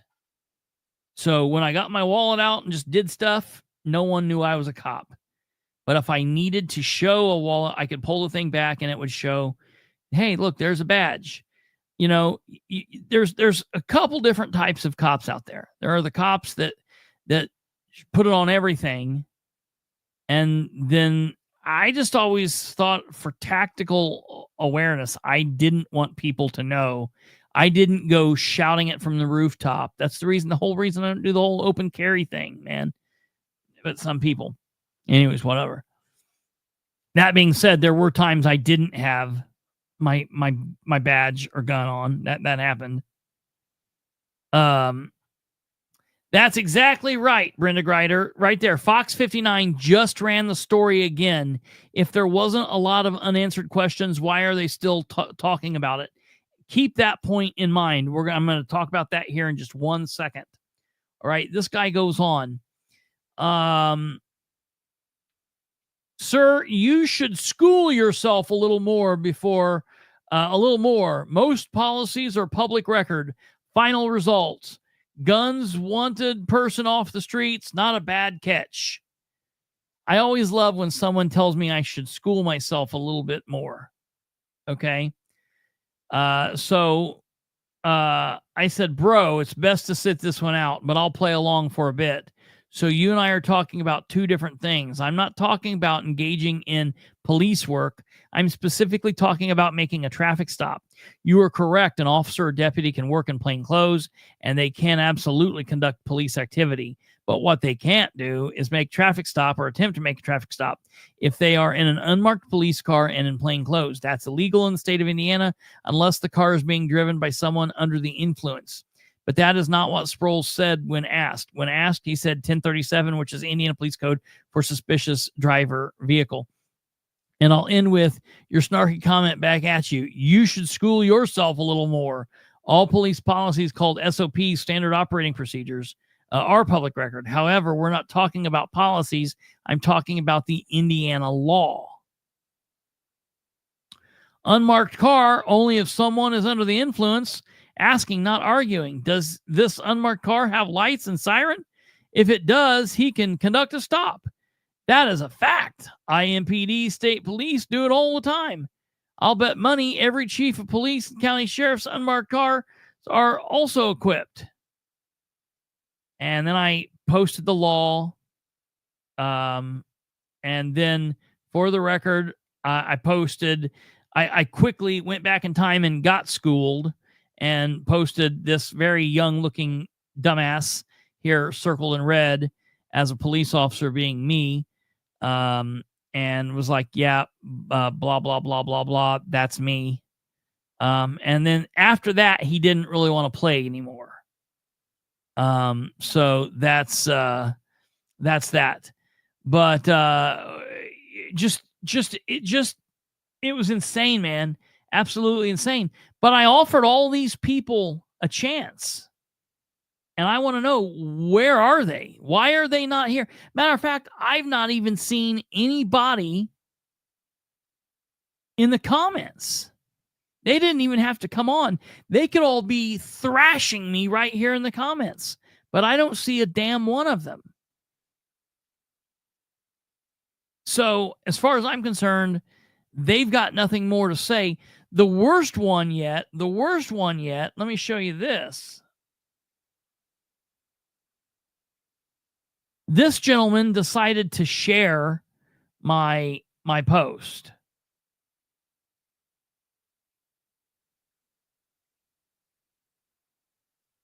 Let me go down and see if I can find it.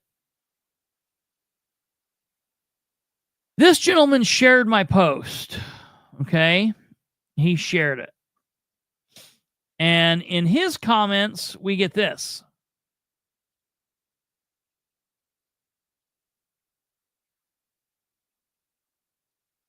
Tom Sproles. I wonder who Tom Sproles is. That's just a citizen, right? Well, for those that don't know, Tom Sproles is John's brother. What are you spreading this idiot's nonsense for, Steve? I don't appreciate that one bit. Larry Maston. Now, what's funny here is Larry Maston is the guy that was just arguing with me, talking about me needing to get schooled. But now he says, go cry in a corner. It's a free country. So now he's like defending me. Someone else says, Jeff says, Tom Sproles, radio traffic from the sheriff doesn't match press release. Uniformed officer was seen with lights and siren on after the pursuit was supposed to have been stopped. Video of both of them at scene is a bad look. Out of uniform and starting a pursuit is illegal. Stories changed 3 times. Truth and transparency are not happening. Leaders lead by example.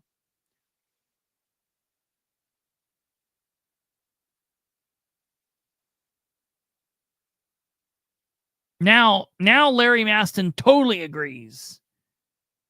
Because it's wrong. Read Jeff Wall's post above mine. He knows what he's talking about. Retired NCPD officer and one of the best cops we had in town. Become informed on everything involved, not just on feelings. I've been closely following since Landon Dean's election. People just love to hate.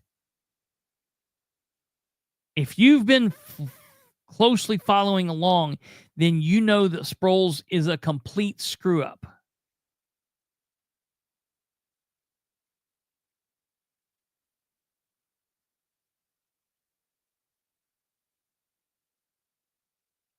And then we've got more idiots saying, like, wait a minute,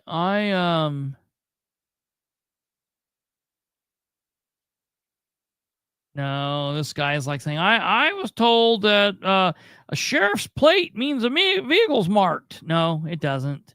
It does not mean. It means when you look at the car in a flash, you ought to be able to tell it is a police car. It needs to be striped down the side, say police, sheriff, constable, state trooper, bunny police, or whatever, man.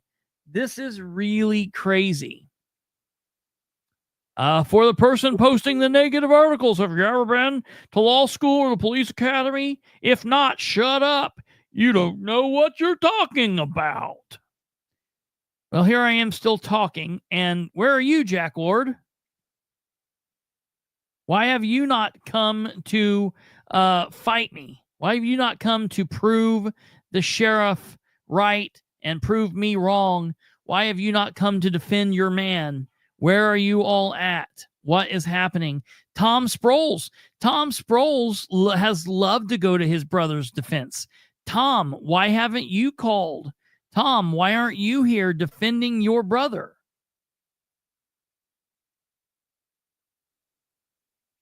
That's exactly correct. That is absolutely correct. And that is, I'll be honest, that's scary. There is a direct church connection between Sproles and many of his supporters. And that, to me, is really scary. I believe Larry is Norma Maston Dishman's brother. Yes, he is. Absolutely. Absolutely. Yeah. Where is Connie at? Listen, I think that Connie got in trouble at work. I think that work came down on Connie and told her that she needed to talk less, type less, and just focus on what she had going on in her life rather than getting involved with calling, whole sections of communities trash and things like that. Very cultish. Yeah, Aaron, very cultish. And listen, look, I like for a church community to stick together and stand by one another, but just like police, police have to be able to call bad police out. And in church, we have to be able to say, hey, this person's not truly living up to the word, or this person's not acting the way they should, or whatever. And we should have discernment. And I've used that word a lot. Sproles should have discernment as the sheriff. These people that are following him blindly should have discernment. There's a lot of stuff going on here, and these people are wild for this. So I wanted to put this out here. I wanted to give them the chance. I've been talking about this for like 2 hours, and they've not. No one's popped on. No one's even come into the comments. So they've not had anything to say. John has killed his brother's business. All the funerals they perform are out of town. Go to their website and the obits. I'll tell you, that's another thing. That's another thing that I've heard, is that there have been a lot of deputies mad because here recently they've had a couple of major people within their connection at church have passed away, and that John has pulled nearly all of his deputies off the road to do this state funeral type of thing, where they've had deputies posted at all the doors, and they've had the all of the deputies have been called off the road to do the funeral procession and things that are just absolutely wild. It's crazy to me that that's been happening. I heard that they called the state police in to take calls at one point. I heard another individual died who was never a deputy, never had anything to do with the sheriff's department, but that Sheriff Sproles showed up and turned the service into a sheriff's department ordeal, brought in and gave him a patch and a badge, putting all the stuff in the coffin. And it's what is going on there? It's very strange. Very, if that was my dad and my dad wasn't a police officer, and you've got the sheriff coming in and being like, I'm going to bury him with a star and a patch, and we're going to hang, County Brown in here, I'm going to be like, get the hell out of here.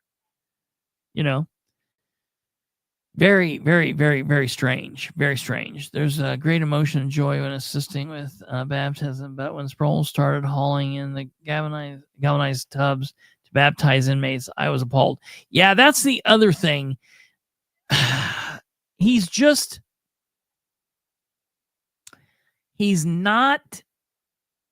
never does things for the right reason. He's always doing it for a performance. all these people are like, look, he does all these wonderful things. It's like, yeah, he should be doing them without needing to get it caught on camera and without needing to post it everywhere. And all the things that he should be doing, he's screwing up. And all these extra things he's doing wonderful on, but he's just not doing a damn good job as his actual job.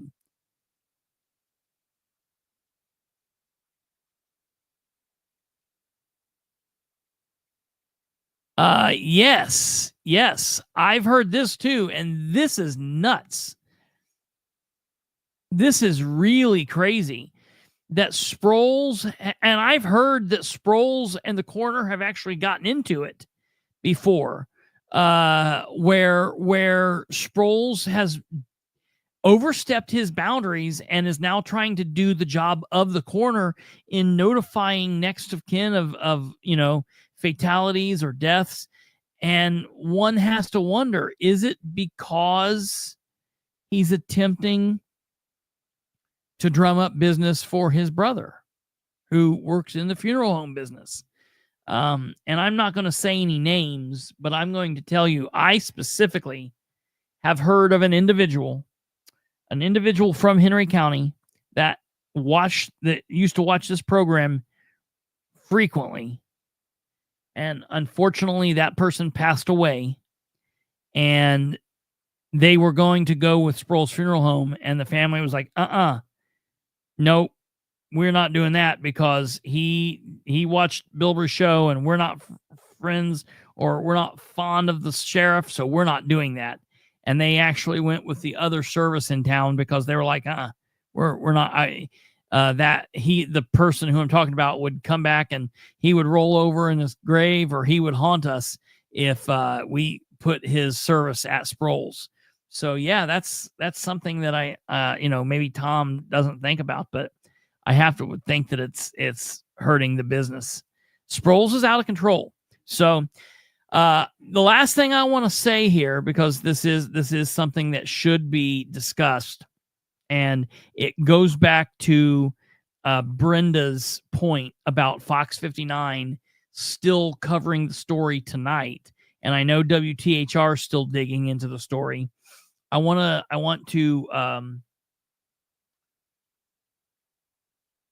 to put this up here. Just 1 second. Give me a second. Let me find out.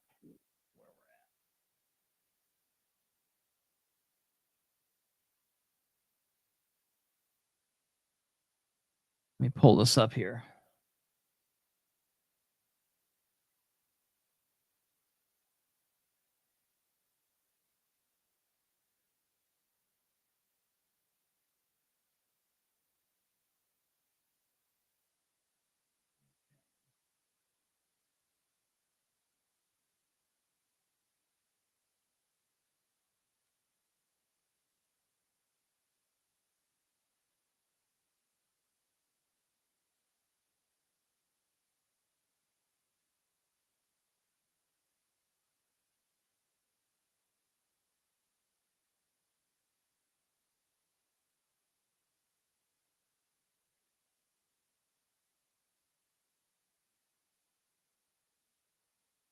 Okay, 16 minutes ago. Oh, that's absolutely right. That's crazy, DJ. That's nuts. So Rich Nye said this 16 minutes ago. Update: Indiana State Police confirm that no officer, and I don't know if that means their officer, because I don't know. I honestly don't know. How I want to see the video of this myself, because I know for a fact, we know that his license sirens are on. We heard the troopers say that. So this is what Rich says 16 minutes ago. Indiana State Police confirmed that no officer was still pursuing the maroon Dodge Durango when it was involved in a fatal crash. Although listening to the dispatch traffic, we can hear them terminate, and then the deputies right there. It's within seconds. So okay, whatever. And you know what? This might be completely covered up, and this might be an issue where the police are doing the whole thin blue line thing too. That does happen. That does happen. When it was involved in the fatal crash a week ago at Mithofer Road and Washington Street, No officer witnessed the crash, but a Henry County deputy was first on scene within seconds. And that's true too. It might, and it's not actually, it would have been trooper, but that is true. Maybe the state police weren't there. I don't know. I'll have to talk to Nye about this in the morning. But Henry County deputy was first on scene. Investigators say the Dodge Durango was going 89 miles an hour and did not brake when it collided with a Mustang, then rolled over several times over the top of the Mercedes. 38-year-old Kurt Gibson was charged with resisting law enforcement, causing death, auto theft, and other charges. His bail is set at $200,000 with initial hearing Tuesday morning. So that was 16 minutes ago. But the other thing is, I want to get this.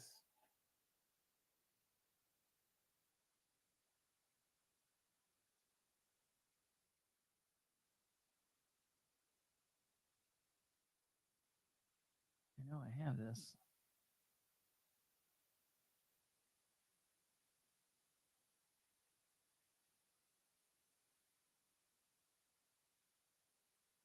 What in the hell is going on?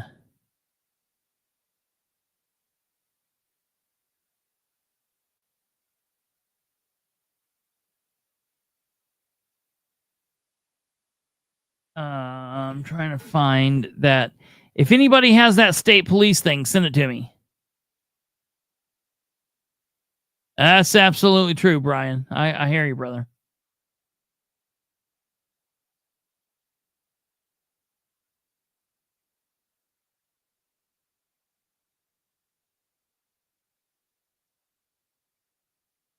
I'm trying to get the state police update.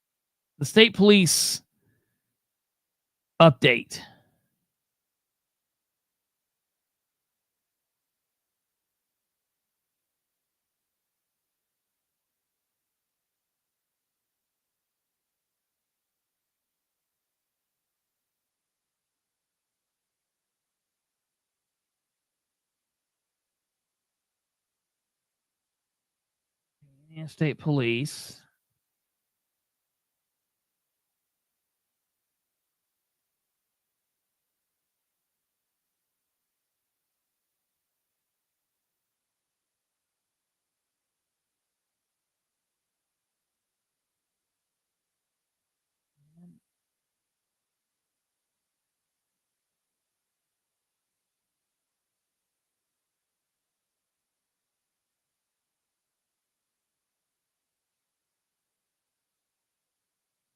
Who sent this to me?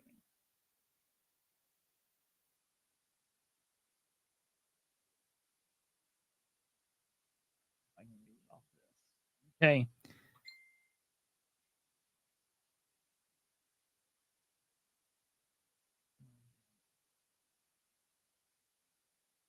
Well, I'm not going to show it to you.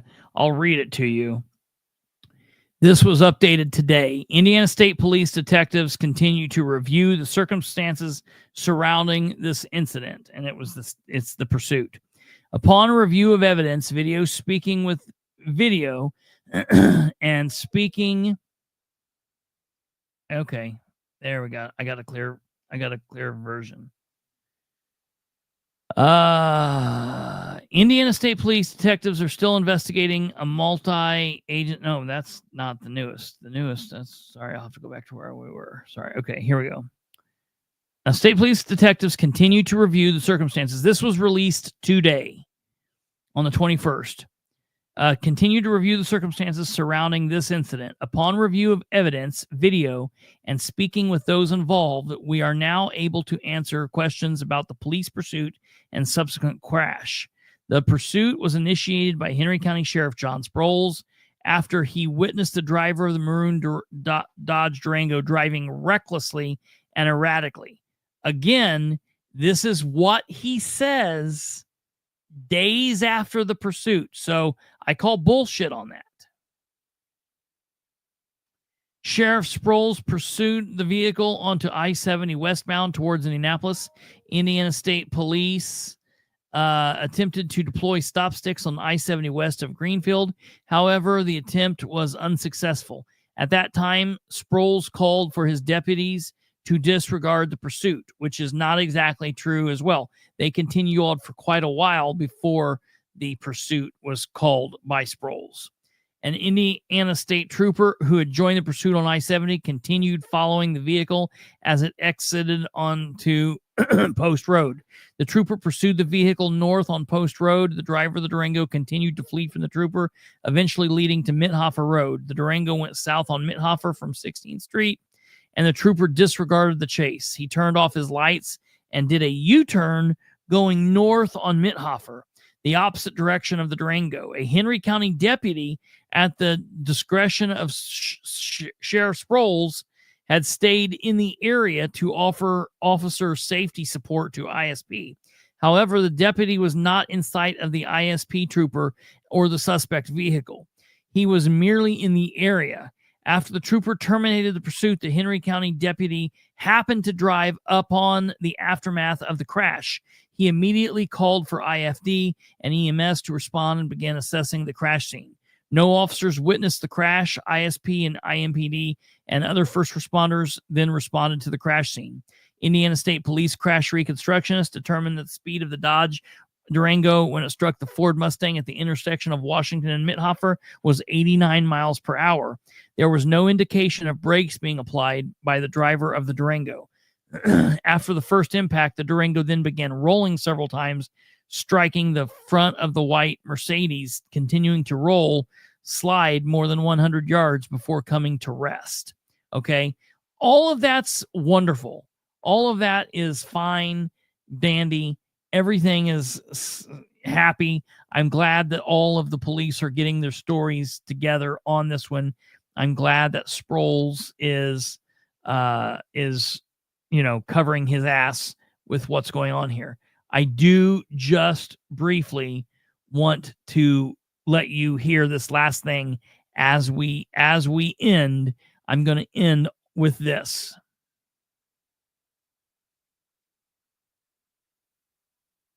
The Henry County Sheriff's Office says it tried to stop the suspect vehicle for driving erratically in Newcastle, but the driver kept going. The pursuit made its way onto I-70, eventually entering neighboring Hancock County. That's when the sheriff says they terminated the pursuit in the interest of public safety. Indiana State Police got involved and continued pursuing. What's the reason for pursuit? Speed. The suspect vehicle eventually entered Marion County, getting off on Post Road and onto surface streets. Speeds are still like 120, traffic still light. Despite terminating their part of the pursuit, the sheriff's office says a deputy, quote, remained in the general vicinity and followed at a distance to maintain situational awareness. Eventually, state police decided it was too risky to continue. Let's call it. If all they had was speed for the initial, we're going to call it. The sheriff claims the deputy lost sight of the trooper and suspect vehicle, but here's state police radio seconds after they terminated the pursuit. Not sure if that was Hancock County or Henry County. One was still in a going southbound. And moments later, the suspects crashed. Southbound. And wait, what? Southbound. Not sure if that was Hancock County or Henry County, but one of them is still in it. I want them to talk to that man with that voice on that radio transmission. I want to know who that trooper is. And I want to know what the hell he saw.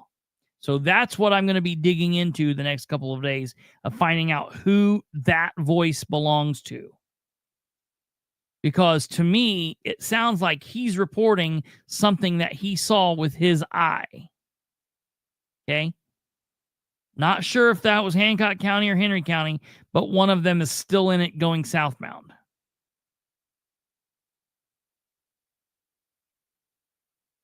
I just don't get it. It just doesn't make sense. I mean, it is not being honest.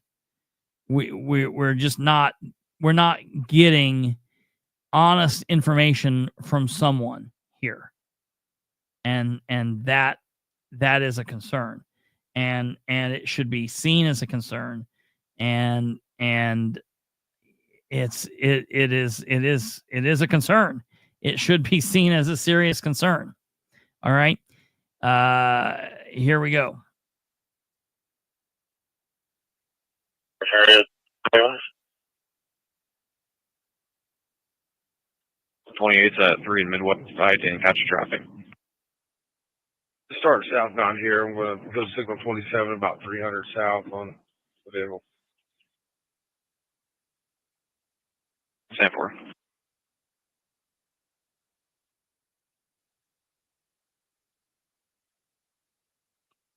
Dispatch wants to be a burgundy Durango, like a RST with white stripes on it. Looks like a temporary tag. TK931OM bar, Ocean Mary Robert.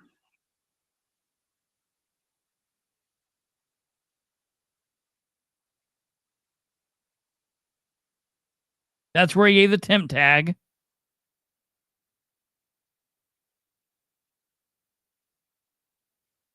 Dispatch 238 10. Here we go. 238. 7. Here we go. A little traffic on 3. Passing Pleasant View. Shoot. South. 10. Here's the pursuit. 238.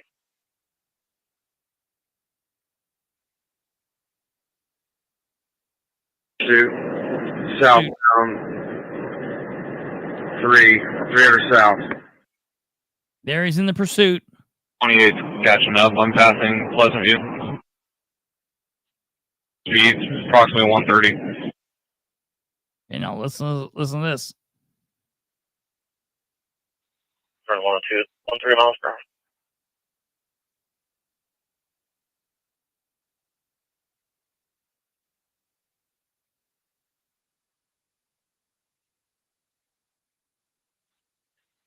Information ISP wants to know the reason for the pursuit.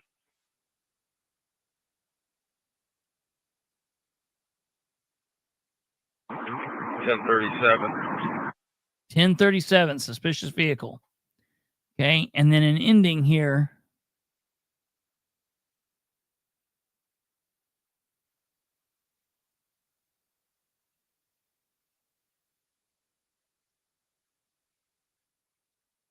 Eastbound 16 from Post Road. Here we go.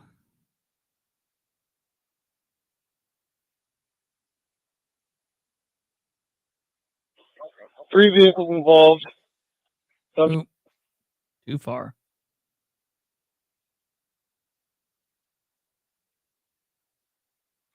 ISP is advising they are terminating. Dispatch 20, I got a heavy 1050. Midhofer in Washington. I don't know how many people. I need fire and EMS. Listen, ISP, it says they're terminating, and within seconds.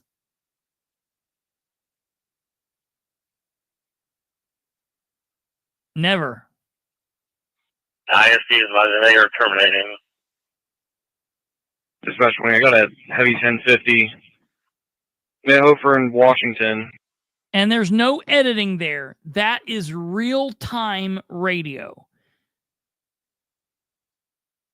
ISP ends the pursuit, and within seconds, 28 says, I have a heavy 1050 here. You heard it there, folks. I don't know what else to say. When the stories are not matching up with the radio traffic, and I'm going to have a problem with that forever. So they got to make something. They're going to have to rectify this. And I agree with Brian. I agree with Brian. There are too many stories here. Hope the investigation continues and people are held accountable. I really hope there is no cover up either. Yeah, I agree. I agree. So, ladies and gentlemen, that's going to do it. Thank you for watching. I gave these people the chance to show up, and they decided not to, I guess. I don't know why. I gave them the opportunity to, but they decided against it. They had their chance. All I would say that anyone needs to know is common sense and comprehension is a must. Don't matter if you're here in Delaware County or in Henry County or Madison County or wherever. comprehension, common sense, it should be a requirement, folks. I just don't understand total disregard for understanding simple thoughts and phrases. The worst of all, I guess, would be the people who say, I don't care. He probably is in the wrong, but I don't care. That's even worse. Those people are the people that we either need to convert or they need to just quit doing things, because that is insane. And that is what's wrong with where we are in the world today. All right, folks, that's going to do it for us. Thank you for tuning in and listening. Please smash that like button before you leave. If you could, that would be fantastic. We would love you very much for doing it. We will be back tomorrow night. Sorry we weren't here last night. It was Easter. I was also dealing with a kidney stone, so that was a little crazy, but we are now kidney stone free. And it's now Monday. Oh, hey, the Pope died too. I didn't mention that. We'll talk about that a little bit tomorrow. It is what it is. It didn't really go with the night, but the Pope died. So there's an opening. If you guys are interested, they'll be meeting in the conclave here rather soon, I guess. So send your applications in, and maybe you could be the next Pope. Who knows? All right, you guys, take care. Have a great evening. God bless each and every one of you. Thank you for tuning in and listening. Share the show with everyone you know. Help spread the word, and we'll see you tomorrow at 9 p.m. Goodbye.